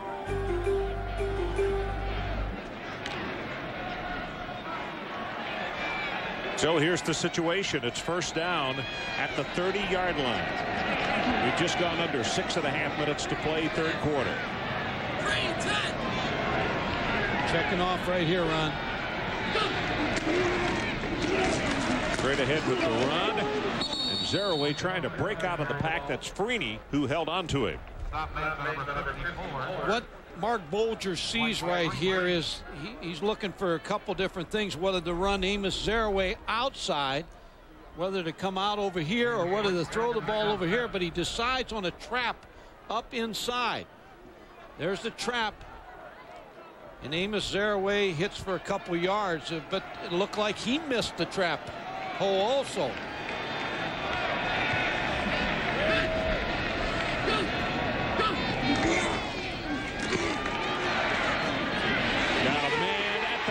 Yard line back, the tight end, and he takes it to the 4. First and goal, West Virginia.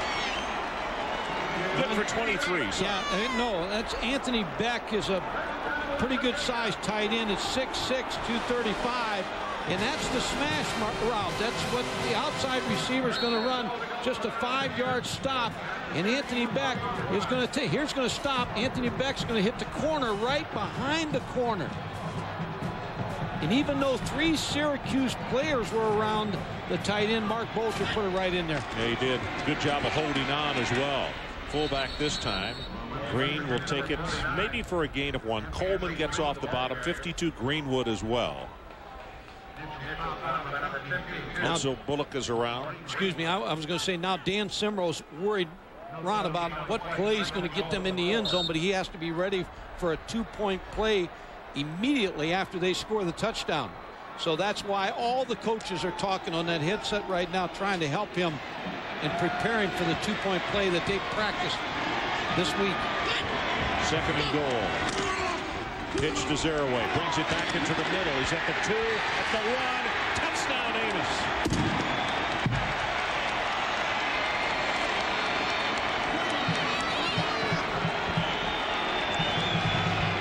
Don Nalen quickly on the field to tell the offense, don't come to the sideline. It's a 2-point play. The only person that will leave is Anthony Green, the fullback. Amos Zeraway showed you exactly what you were talking about the other day. The strength in his upper body, because he took a couple shots, but he's so strong in his chest and his arms that he was able to force that ball in the end zone. Now, here's where West Virginia, they've got a pre-planned play to a 2-point play. You usually go into the ball game with 3 2-point plays, and your concern is whether Syracuse is going to play zone or man-to-man in the secondary. 3 wide receivers. Zeraway the lone setback.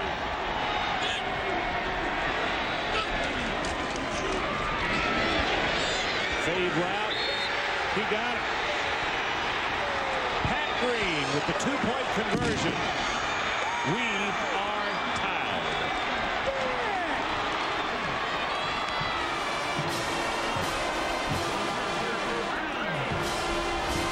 The fade to Pat Green, who is 6'2", working against Bill Nash. Mark Bolger puts ear under that football and throws it over the outside shoulder, and a nice catch. You can see Nash looked up too late. 28-28. 4:35 to play, 3rd quarter. Very close on the 2-point conversion, and it's 28-28 with just over 4 minutes to play in the 3rd quarter. Pat Green, number 21, is going to catch this fade, and it's so close. One official makes the call that he's in, and another official right down here is going to make the call that he is out of bounds. But there's the call, out of bounds, but the official closest made the call that he was in for the touchdown. Looked as though he had possession. 2-point play. As that right foot came down. Kevin Johnson. Who is going to get whacked as he crosses the 25. Well, the latest edition of ESPN Magazine is on the newsstands now. Look for John Elway on the cover. Plus, check out the college football section featuring Georgia's Champ Bailey, K-State's quarterback Michael Bishop, and a whole lot more. It's all in the current ESPN Magazine. Ron Franklin, Mike Gottfried, and Adrian Karsten coming to you from a chilly Morgantown, West Virginia. Chilly outside and very warm down in the field. 56 points have been scored, and we're tied right now. D. Brown runs into a hornet's nest, led by Charlton Forbes. Ron, you talked about the magazine and John Elway being on the cover. This summer, what Paul Pasqualoni and Kevin Rogers did was they got a highlight tape of John Elway when he was in high school and college, and Jim Fosso gave it to him from the Giants. But Donovan McNabb looked at his 3-step drop, his 5-step drop, how he held the ball, his footwork. He just studied John Elway all summer, and he's become a better quarterback for the effort that he gave in the summertime.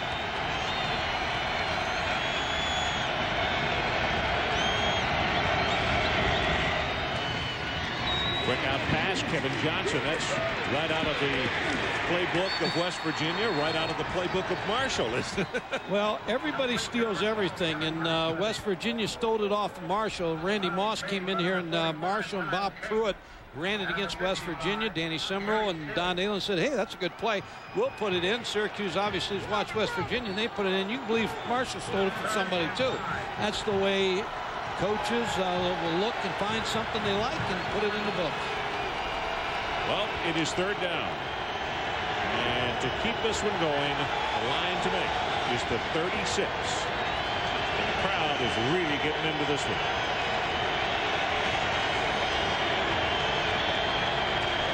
Blitz right up the middle. Forbes going to his left, and he throws it complete.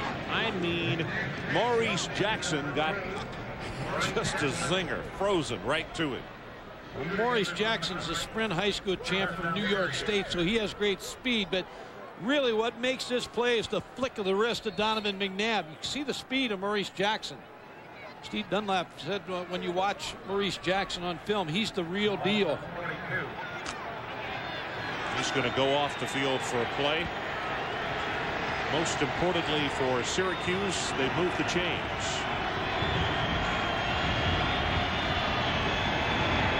Kevin Johnson in motion. Sings it to him at the 40-yard line and forced out of bounds by Sensabaugh after picking up a couple of more yards, and it's over midfield. And we talked about Donovan McNabb on the open run, and you said about you know, maybe doesn't get as much respect as he should as a quarterback, but I think the respect should come for him as a passer. Coming into this game is 108, 159, 15 touchdowns, only 2 interceptions. He's an accurate quarterback. He can throw the ball, and he's got good velocity on the football. The option, fakes the pitch, going to hold on to it. 35 and finally pushed out of bounds around the 31. And Adrian, let's go to you. Ron, remember 10 years ago, Syracuse had another quarterback who was being talked about the Heisman Trophy, ran plays, passed plays, just like we saw there. Donnie McPherson. And Paul Pasqualoni tells us if you look into the eyes of McNabb, you can see the same kind of thing that you saw from McPherson. Not the same kind of quarterbacks, not identical, but the same leadership qualities. They make things happen. Right. Well, this young man right here, of course, he gave up basketball a couple of years ago, but really a complete athlete. Gets this one away to Johnson. And he's going to be tackled at around the 25. Interesting in talking with one of the scouts about Donovan McNabb here this week. And he said he really thought he was smart to have waited a year because, as he put it, they thought last year that he probably would have been no higher than a third-round pick. That after staying this year with the maturity and everything that has happened, that he will be a first-round pick. Well, as I told you, I think he's going to be a first-rounder, but if you talk to all those scouts, there's 65 first-round draft choices right now, but Donovan McNabb is a #1 draft choice. I agree with you. A first round. Yeah, without a doubt. This is Conrad, big opening, and he goes inside the 20. Let's go back to Chris Fowler. Chris? Tie game in Corvallis. Bruins fail on 3rd and 1, so on comes the struggling Chris Saylor. 4 of 13 on the year, 1 of 3 tonight, but he knocks it through. Minute 16 to play. Bruins up by 3. Wow. Well, there's a team that scores a lot of points, too. Yeah. 34-31. You surprised it was raining in Corvallis? No.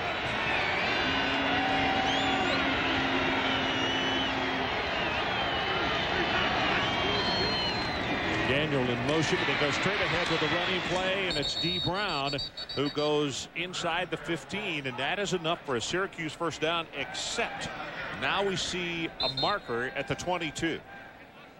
It's going to be offside. Defense, it looks like, Mike. Yeah, when you get one on that side and the balls ran away, it's offside.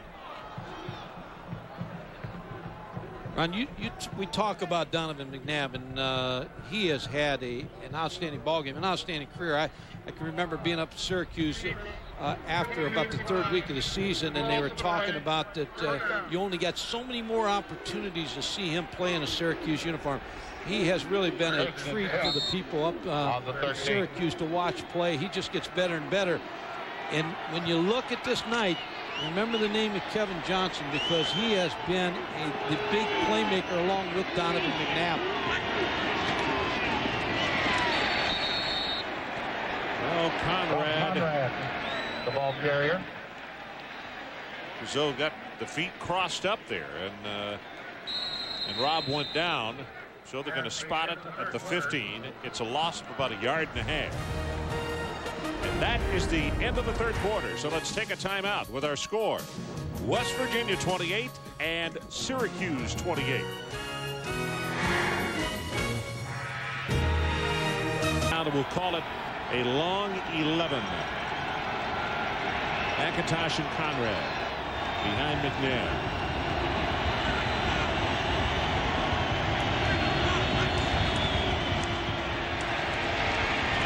Green, McIntosh. That is a great job defensively. They get nothing.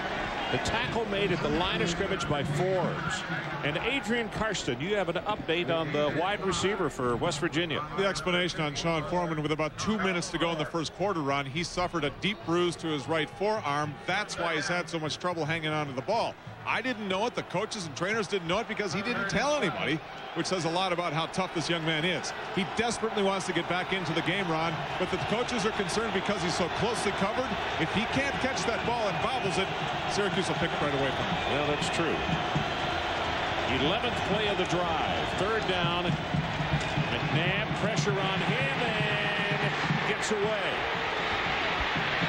Throws to the end zone. Incomplete. Landolt was one of those who was in hot pursuit. And Ron, if he could have brought him down, he didn't. He could have made it a tougher field goal opportunity. But Donovan McNabb weighs 220 pounds. He bench presses 350 pounds. So he's a strong quarterback. Tough to bring down. Well, let's see. This field goal attempt. Nate Trout going to put it down 32 yards away. Trying to break the tie.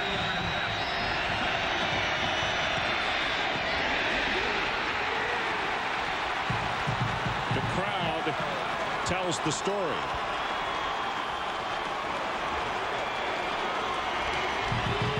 You know what happens when you're standing on the tee box with the driver and that quick short backswing?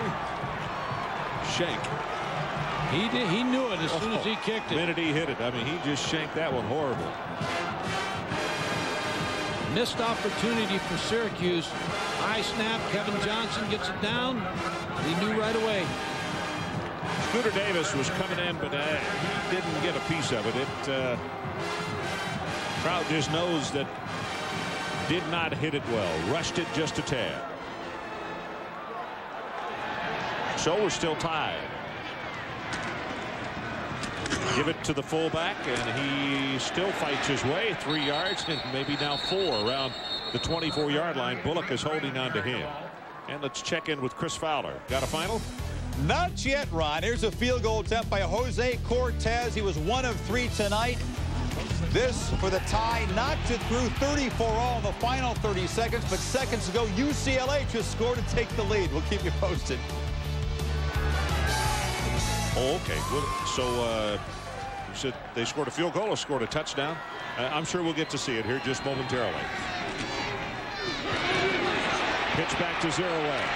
Crosses the 30 to the 33. That's going to be a gain of 12. And Gibbs puts the stop on him. I mean, it has turned into the Amos show for West Virginia. Ron, a nice job again by Mark Bolger running this option play. And what he's looking for is the tackle, number 79, to be able to block the linebacker. And he gets off on the linebacker. Amos Zerouay, then there's no one outside. Finally, the tackle by Stan Gibbs.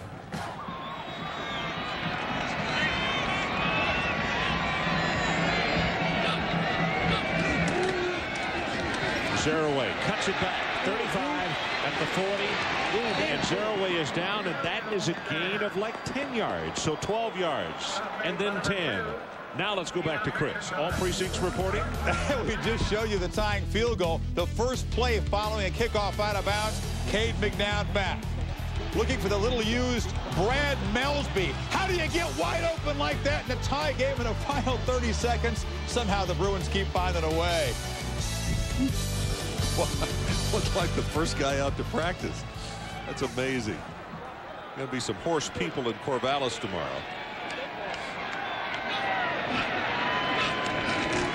First down. Zerouay again has an opening. Takes it across midfield, and he's down at the 48 by Ian McIntosh of Syracuse.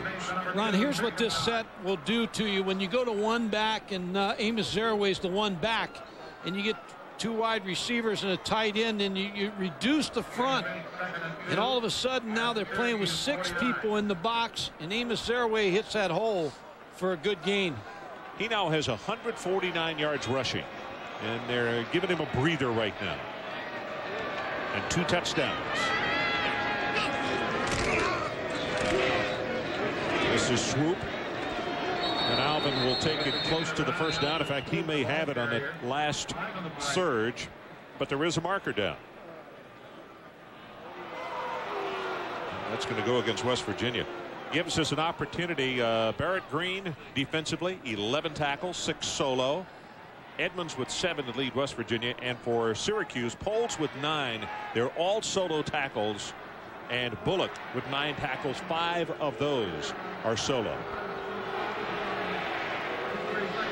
Poles, as we mentioned at the beginning of the telecast tonight, last year West Virginia about to score up at the Carrier Dome and make it 17-0. He intercepted a pass, went over 90 yards for a touchdown. It opened the door for Syracuse, and they reversed what had been some bad fortunes and won the football game.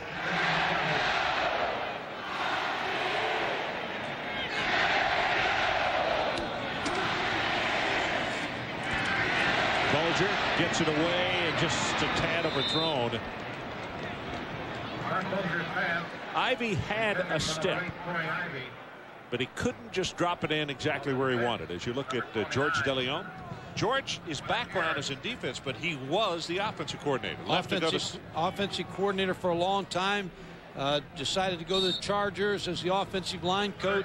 Opening became available back at Syracuse, and he took over the defensive coordinator job. Last time he was the defensive coordinator or coach was at Rutgers.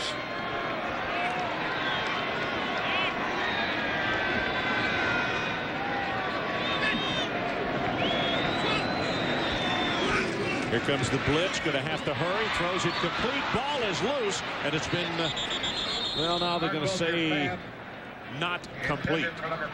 And we just showed, very fortunate. Yeah, we just showed George DeLeon, and when you got 3rd and long and you blitz, sometimes you want the ball thrown quickly so that they don't get enough yardage for the first down, and that's what they forced Mark Bulger to do with that blitz to Antonio Brown. Taylor's longest tonight, 48. 5th time that he will have kicked this evening.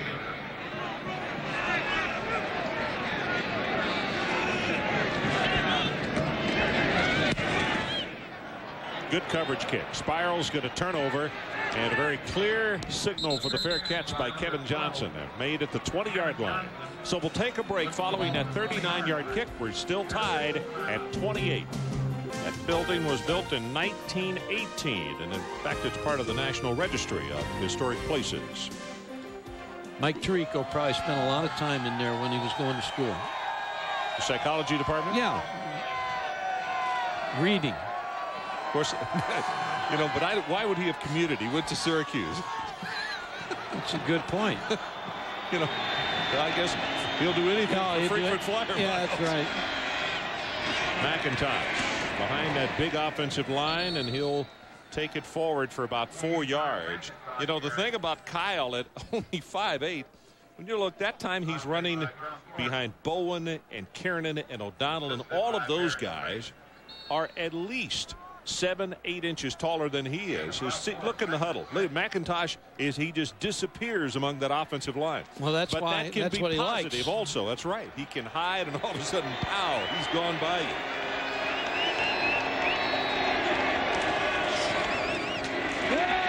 Nothing doing for Conrad.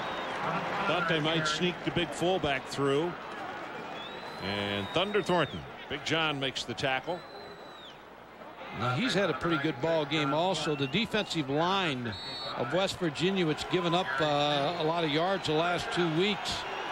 And when you talk to Steve Dunlap, he said we missed 26 tackles against Miami, but last week they held Virginia Tech to 110 yards rushing, so capable.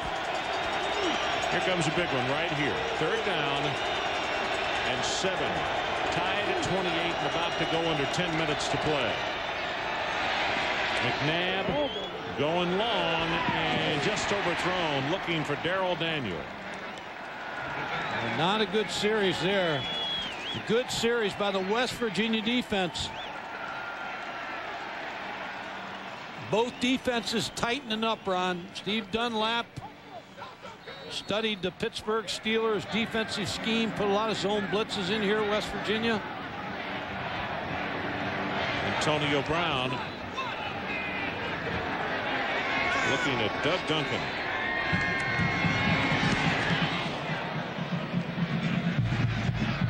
Brown signaled for the fair catch and made it at the 34. Syracuse at the 34-yard line. 1st and 10 for the Mountaineers at that point. College football fans, check out the ESPN game plan on pay-per-view. Get up to 10 extra games each week featuring the top conferences from all over the country. Now to order, just call DirecTV, Prime Star, Dish Network, or your local cable company and ask for the ESPN game plan. Ron, with Foreman out, David Saunders, the other wide receiver, 6'2", 205. The senior receiver has to be the go-to guy for Mark Bulger.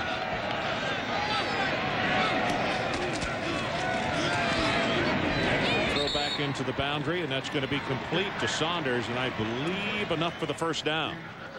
Chris Fowler, let's check with you.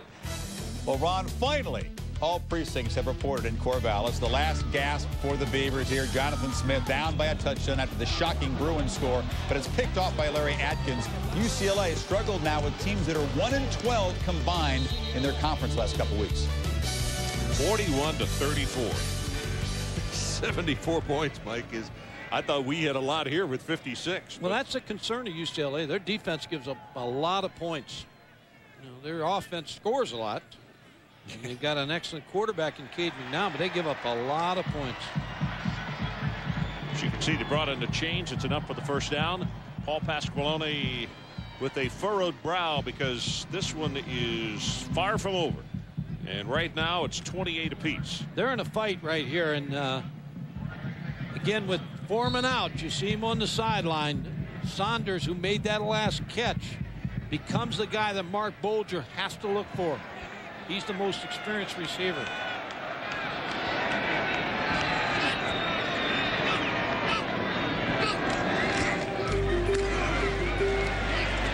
Zaraway is going to take it out across the 45 to the 48.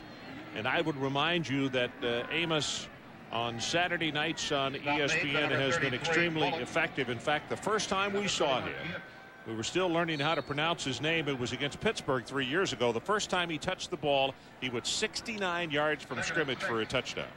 And we had an idea then that the man that had broken Jimmy Brown's high school record was going to be pretty good. He's going to be special. 26 carries tonight. Danny Simmerl, the offensive coordinator, said we've got to get him the ball 25 to 30 times. He's right on course. They bring the blitz and the pass. He is caught. Did he step out of bounds too quickly? Nope. Did not. Saunders right at the first down marker. Ian McIntosh was there to push him out of bounds. And they're working away from three wide receivers to the field. Mark Bulger, a little fake to hold the linebackers. And David Saunders, the big play receiver now for West Virginia, makes another first down catch, maybe. And in case you just joined us and you're familiar with these ball clubs, Sean Foreman with an injury to his forearm. And in fact, we had alluded to a couple of times in the ball game that he had bobbled or dropped the ball most un-Foreman-like. He has put his pads back on, but they have not allowed him to go back out on the field. He's wanting to come in the ball game. No, and they miss him. And yeah. The coaches will tell you that Mark Bulger looks for Sean Foreman. Well, Sean Foreman's gone. So who to pick up the pace better than his other senior receiver, Saunders? So here's the situation. 8:59 left in our ball game.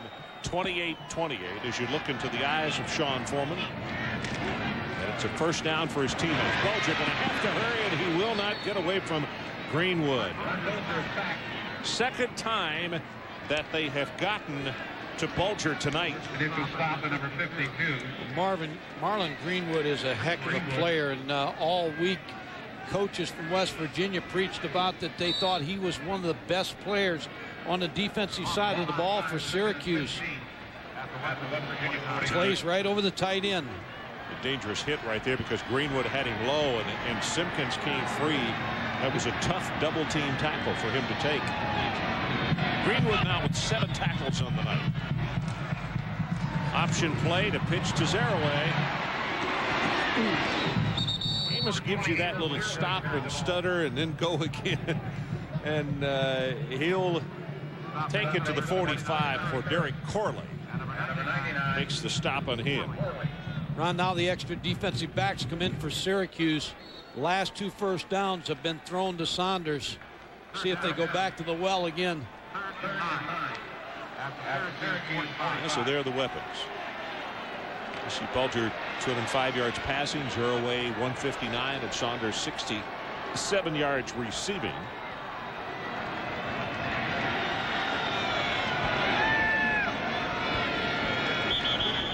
And Bulger wants a timeout. 7:31 left in the ball game. 2 timeouts left for West Virginia. We'll be right back. State Farm presents Rules of the Game. We're talking about defensive pass interference. In this play, the defender makes no effort to play the ball before he contacts the receiver. What's the call? What if your car slips off the road in Slippery Rock? Or you need the name of a mechanic in Mechanicsville? Well, if your car is insured by State Farm, just look up the local State Farm agent. Almost anywhere you travel, whether it's a big metropolis or just a little one, a good neighbor is always nearby to help. So if your car gets stolen in Thief River Falls, or you have some trouble in Paradise, hey, don't worry about it. State Farm is there. We're talking about defensive pass interference. In this play, the defender makes no attempt to play the ball and contacts the receiver. 15-yard penalty. Rules of the Game has been brought to you by State Farm. Like a good neighbor, State Farm is there.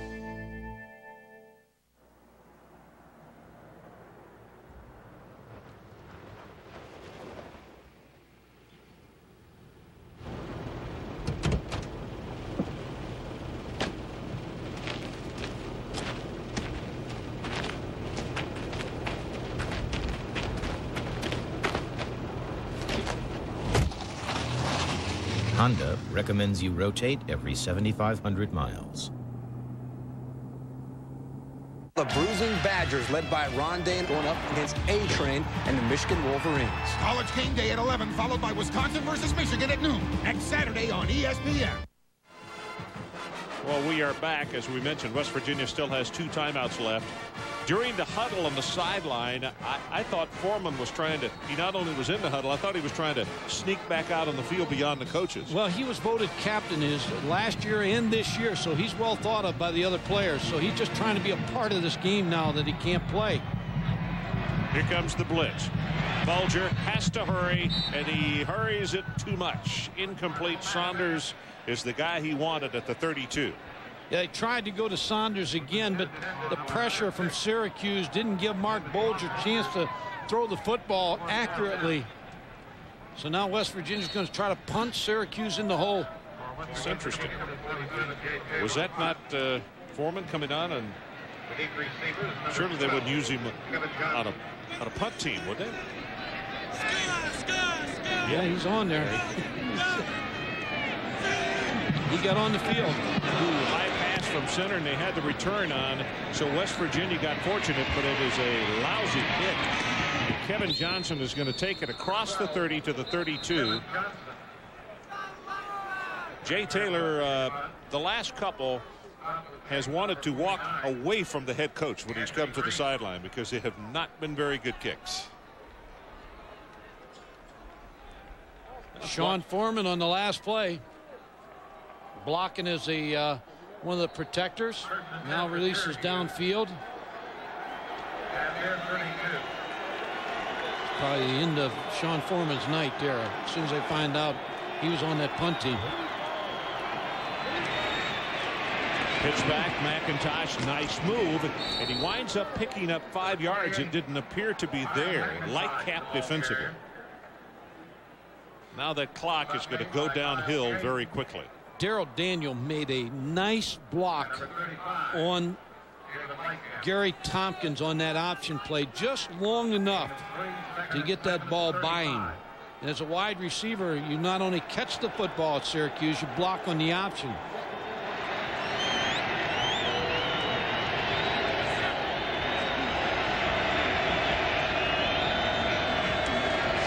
Second down, and quick out pass, and there's Johnson up the sideline. It'll be forced out by Chris Edmonds, but that is a deadly play because he catches it behind the line, which means you can block beyond the line of scrimmage. And Darrell Daniel again with another block. And what you teach the wide receiver that's going to block on that play is to attack the outside hip of the corner that's covering you. Just raises up and throws the football, Kevin Johnson, there's the block by Darrell Daniel. And a first down. Kevin Johnson's just had an awesome night. Yeah, he has.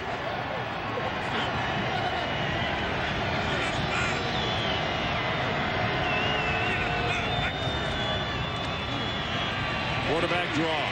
McNabb tries to get to the outside and then very wisely goes down because Stills was coming over the top. Scooter Davis had a hold of his ankle. Did a nice job too, Scooter Davis, breaking down in football position. The juke by Donovan McNabb, but he was able to get a hold of the feet of the quarterback. This West Virginia defense, even though they've given up 28 points, has played very good football tonight. They have. As I mentioned, that clock going to start to really go downhill. We're under 6 minutes now.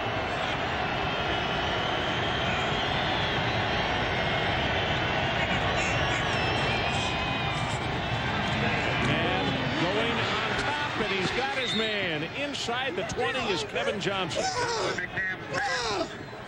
Well, I'll tell you what, you go back to the first, I guess it was the first part of the second quarter, and Donovan McNabb had 16 yards, and ever since then, Kevin Johnson has turned it on. He gets away from Scooter Davis, good move at the line of scrimmage, and the throw was right on the money. I started to say he didn't have to break stride. No. He didn't have to speed up. He had to do nothing but just accept it. 11 catches. Wow. Career high, 196 yards, first down inside the 20. Here comes the option, and McNabb faked the pitch, and he's going to be tackled at the line of scrimmage by Forbes. And Ron, when you talk about Kevin Johnson, as far as the pro football scouts, he holds on extra points and field goals. He returns kicks. He's a former quarterback, so he can throw a pass, which he's done this year for Syracuse on several occasions. So he brings a lot with him in that uniform. I'm sure that Paul Pasqualoni would not only like to get in the end zone here, but I'm sure if he had his druthers, he'd take some more time off this clock as well. About to go under 5 minutes left in our ball game. 28-28. Got his man. Touchdown, Darrell Daniel. No, they say he trapped it off the turf. Oh, my goodness. He just ran by Scooter Davis. Now, Darrell Daniels had a pretty good night blocking, but on this play, he got behind Scooter Davis. And Donovan McNabb led him perfectly. Let's see what happens at the end of this play. Ball thrown well. Now, went right through his hands. Good call. Great call. Scooter Davis is glad that that's the way that worked out. Third down, you can see that they are 4 of 12 at third down conversions tonight.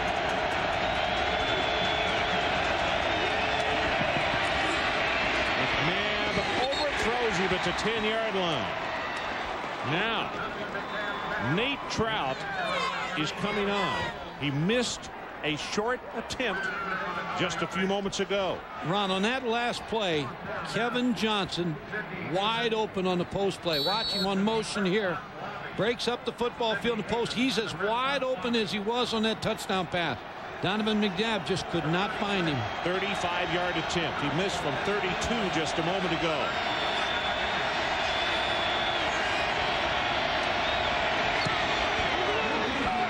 And he has missed another one. Unbelievable.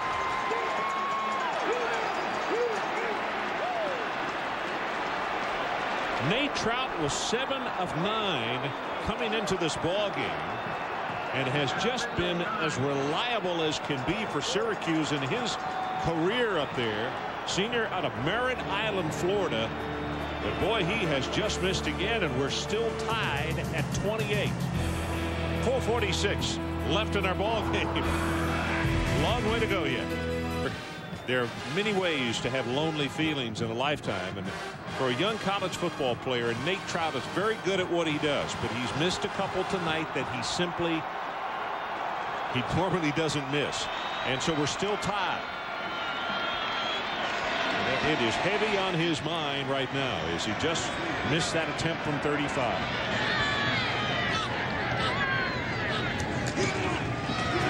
Here's Zeraway. Cuts it back up into the middle. Puts a head down. Ball is loose.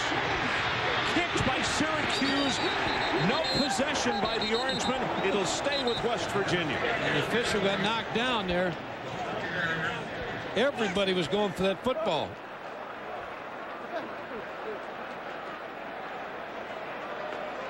Again, Amos Zeraway shows you his upper body strength because he runs over Quentin Harris. And the ball comes out. Very close to being down, but they picked up a few extra yards. Ron, you go back to Trout. Nate Trout is could get another opportunity in this ball game, so I'm sure the coaches are talking to him. Stay in the ball game. Well, we couldn't hear the announcement by the referee. He was explaining why the ball came back to the point of the fumble rather than where it was kicked and out of bounds, or where it was kicked, I should say. Zeraway cuts it back into the boundary. Going to have 10, now 12 yards in the play, and Corley comes back over his back to make the tackle, and Chris Fowler. Let's check with you. Ron, other top 10 teams may have fallen victim to the look-ahead syndrome, but not Kansas State. They go to Waco and beat the Bears here. Michael Bishop threw for a couple of touchdowns. This one to Aaron Lockett. Also, Bishop ran for one. K-State heads the home game with Nebraska next. Chris, also, we send our condolences. Jack Hartman, his family out in Manhattan, Kansas. Great coach at K-State. Also was at Southern Illinois, and I know Frazier played for him there. Anyway, outstanding basketball coach. An outstanding fellow too. Jack Hartman died yesterday. Pass out in the flat. Antonio Brown, and he's close to a first down, and Syracuse has a player down. Phil Nash, who came up to make the tackle, and Phil, well, he is now moving, but he had not a moment ago, and a second player is down in the secondary. Keith Bullock. Yeah, Keith Bullock, one of the linebackers.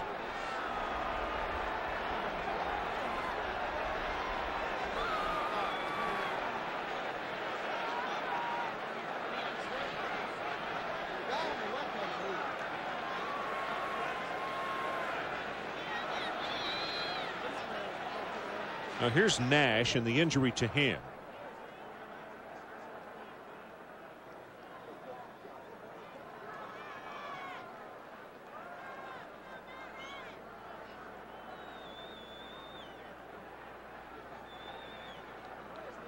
And then Bullock goes spinning over the top of the play. Looked like he got kicked in the ankle.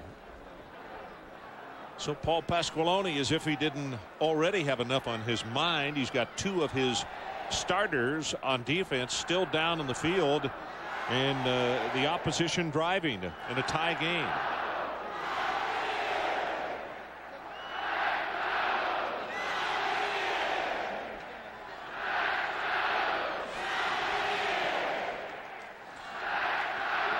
Well, let's do a little advanced planning here in case the Mountaineers get the ball close enough to attempt a field goal and cannot punch it in the end zone. What about Jay Taylor?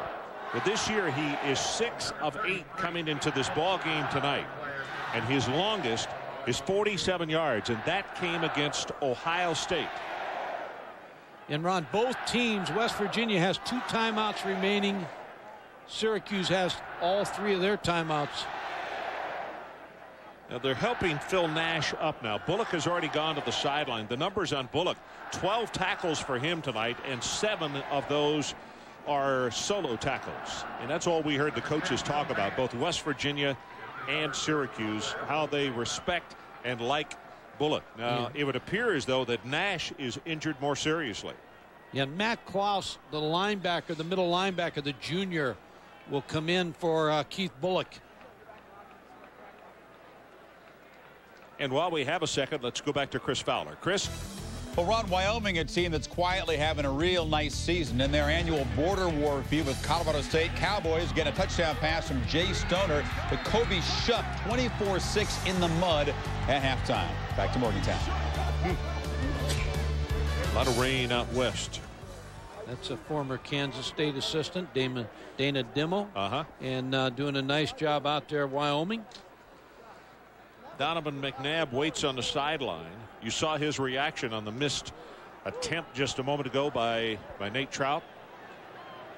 Well, the clock is big for both teams right now because if West Virginia marches down and kicks the field goal, Syracuse wants to use their timeouts and to give Donovan McNabb enough time to get back on the field with his offense. And so as you look at the scoreboard, 3 timeouts left for Syracuse, 2 for West Virginia. Look at total yardage. 418 for the Mountaineers and 375 for Syracuse. Here's a look at Taylor. As we mentioned, 47 yards, his longest. It happened in the opening game right here in Morgantown against Ohio State. They go right up the middle. This is Anthony Green, and the big fullback will take it with a tough run to the 43. Quentin Harris and Poles combining to the tackle. Now, Ron, what you should have if you're West Virginia is you should have David Saunders against Ian McIntosh. With Nash hurt now, you go to Ian McIntosh, bring him into the corner spot. Now David Saunders, who's your guy? I mean, he's the guy that's going to have to make the big catches here late in the football game for you to win.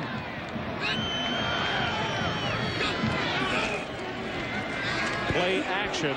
He's got a man wide open at the 15, 10, 5. Touchdown, David Saunders.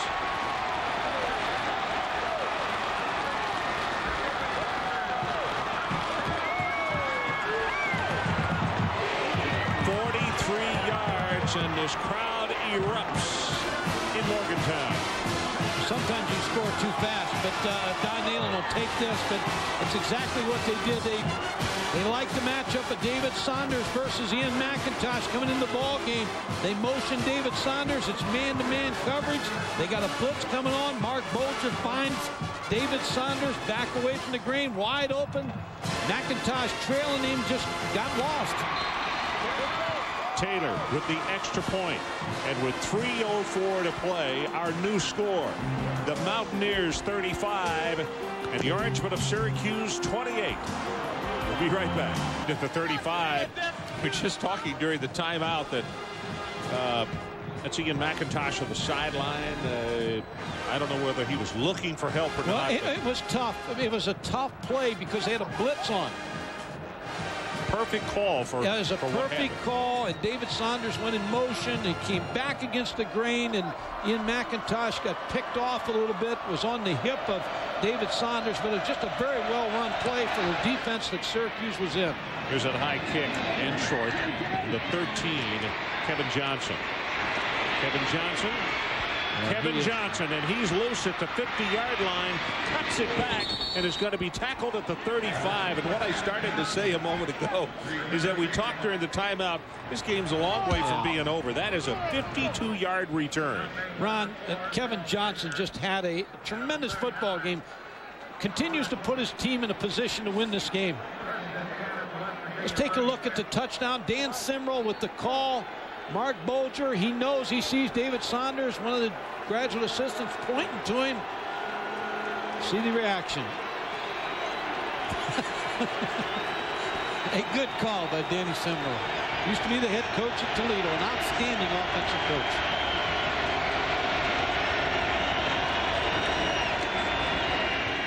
McNabb under pressure, breaks the tackle of Thornton, and just throws it away. Thornton weighs 300 pounds, and we've talked about the strength of McNabb. And John had a hold of him. You see he's upset with himself because he thought he should have had a sack, but McNabb just was too strong and got away. John Thornton, again, we talked about the strength of Donovan McNabb, the 350-pound bench presser, and he did the wise thing, and he got spun around. He threw the ball away. 2:44 left in our game.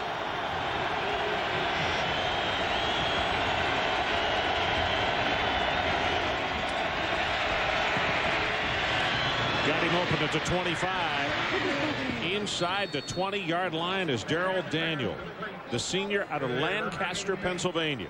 Ron, that was too easy there. I mean, there's no pressure. Nobody in that zone for Darrell Daniels. He just sits down. You talk about no pressure, first of all. Now look at this throwing lane right there to Darrell Daniel. Too easy.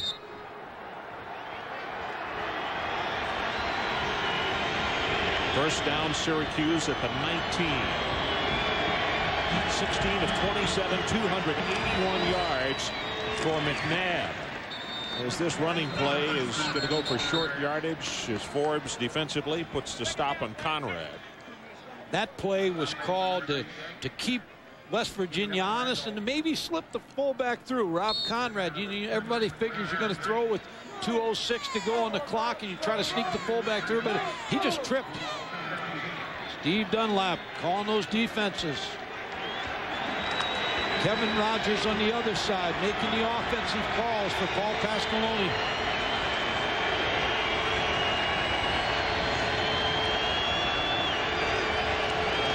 On second down, McNabb drills it. Did he catch it in bounds? They say no, he was out of bounds. Daniel caught the ball, but he didn't get a foot in. And in fact, both officials running toward each other saw the same thing and confirmed incomplete.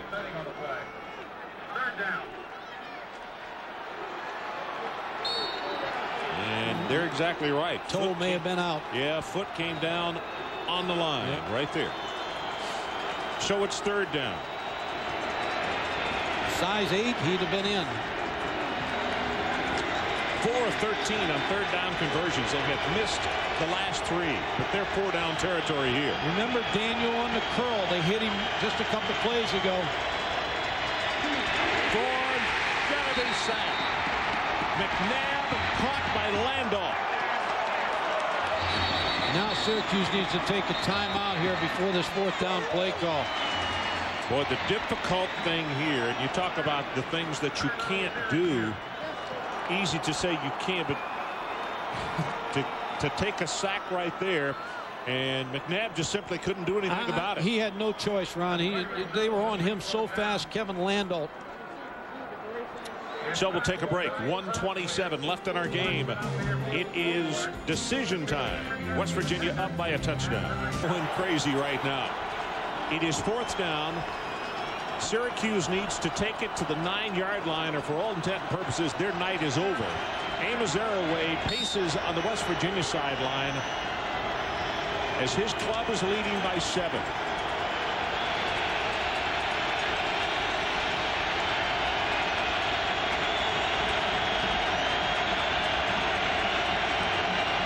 McNabb looks at a blitz, goes to the end zone. He had him open and he missed him.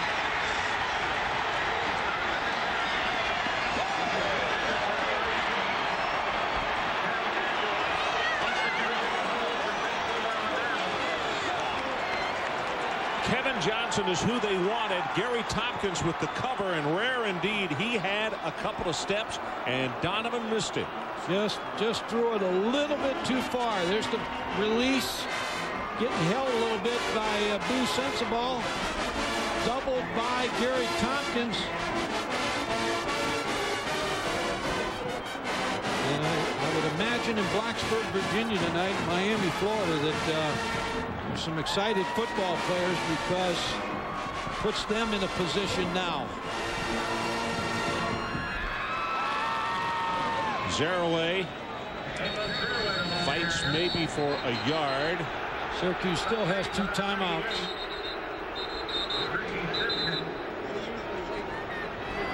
.112 showing on the clock. And a timeout called by Syracuse. They still have 1 left. Coming up on Thursday, the biggest little quarterback in the ACC. Georgia Tech's Joe Hamilton tries to light up the Southern skies. It's the Yellow Jackets in the hunt for the conference title, taking on Clemson. Our coverage begins 7:30 Eastern with Thursday game night, presented by Coors Light, right here on ESPN. Joe Hamilton is an outstanding quarterback. He does a lot for George O'Leary and that offensive football team. Look at a Charles Fisher there, and some of those other defensive players, Sensabaugh as well, and Tompkins. This defense has been much maligned the last couple of weeks, but they are kind of pounding their chest right now, and in 1 minute and 12 seconds they can do it even louder. Well, I think Don Nalen got their attention in a meeting and talked about how he felt he needed to respond in this ball game, and they've given Don Nalen a great effort tonight, and a nice job by Don Nalen and his staff getting this ball club back. 0-8, cuts it back into the middle. Has 5 and very close to 10 yards. They call a timeout to stop the clock, and they got him down at the 30. So it's going to be third, about 1.5 yards. Ron, just to echo on Don Nalen, I can't believe you talk about sometimes getting a little spoiled. He has done a great job here, and took a little flack in the papers around here this week, which I can't understand and you can't believe. The winningest coach here has taken him to many bowl games, championships, and this ball club, and he talked about this. He said the expectations, this ball club was high, but it was the expectations somebody else put on him. But they knew they had trouble on defense. And on top of all that, he's a very classy guy. Tonight's piece of players of the game from Syracuse. Kevin Johnson, career high, 11 catches, 196 yards. And from West Virginia, Amos Zaraway, 31 rushes, 189 yards, and 2 touchdowns. And as part of their continuing effort to further the development of amateur athletics, Visa proud to donate $1,000 on behalf of these athletes to their school's General Scholarship Fund.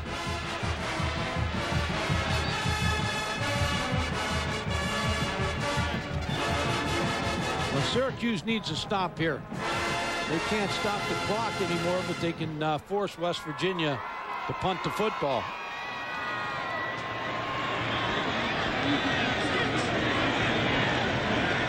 Third down, West Virginia needs it just across the 32. Bulger going to run it, and he'll have the first down. Out of bounds just beyond the 35-yard line. Ron, when that play was called by Dan Simro, he told him, you do not throw that football. Now, he may have pumped it like he was going to throw that football, but that was a run all the way. Yep. We mentioned back in the first quarter that Bulger, with a couple of sisters, the youngest of whom is in the 8th grade.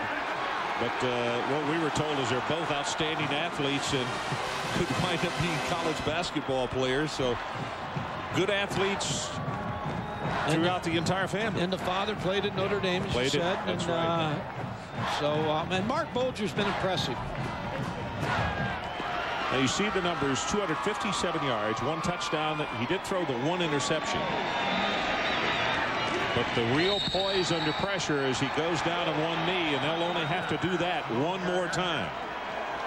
It was interesting when I got in here on Thursday. I had lunch with Gail Catlin, the basketball coach, fine basketball coach here, and he said he thought West Virginia would win this football game.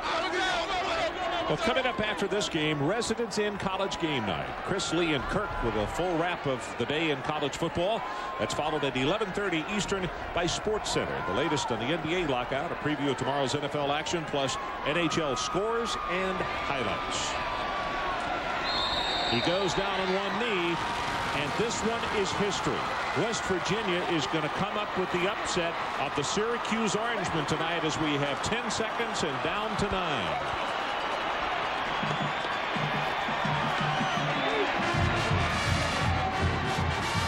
Don Nalen and the Mountaineers of West Virginia, as the horn sounds, get the win over Syracuse tonight.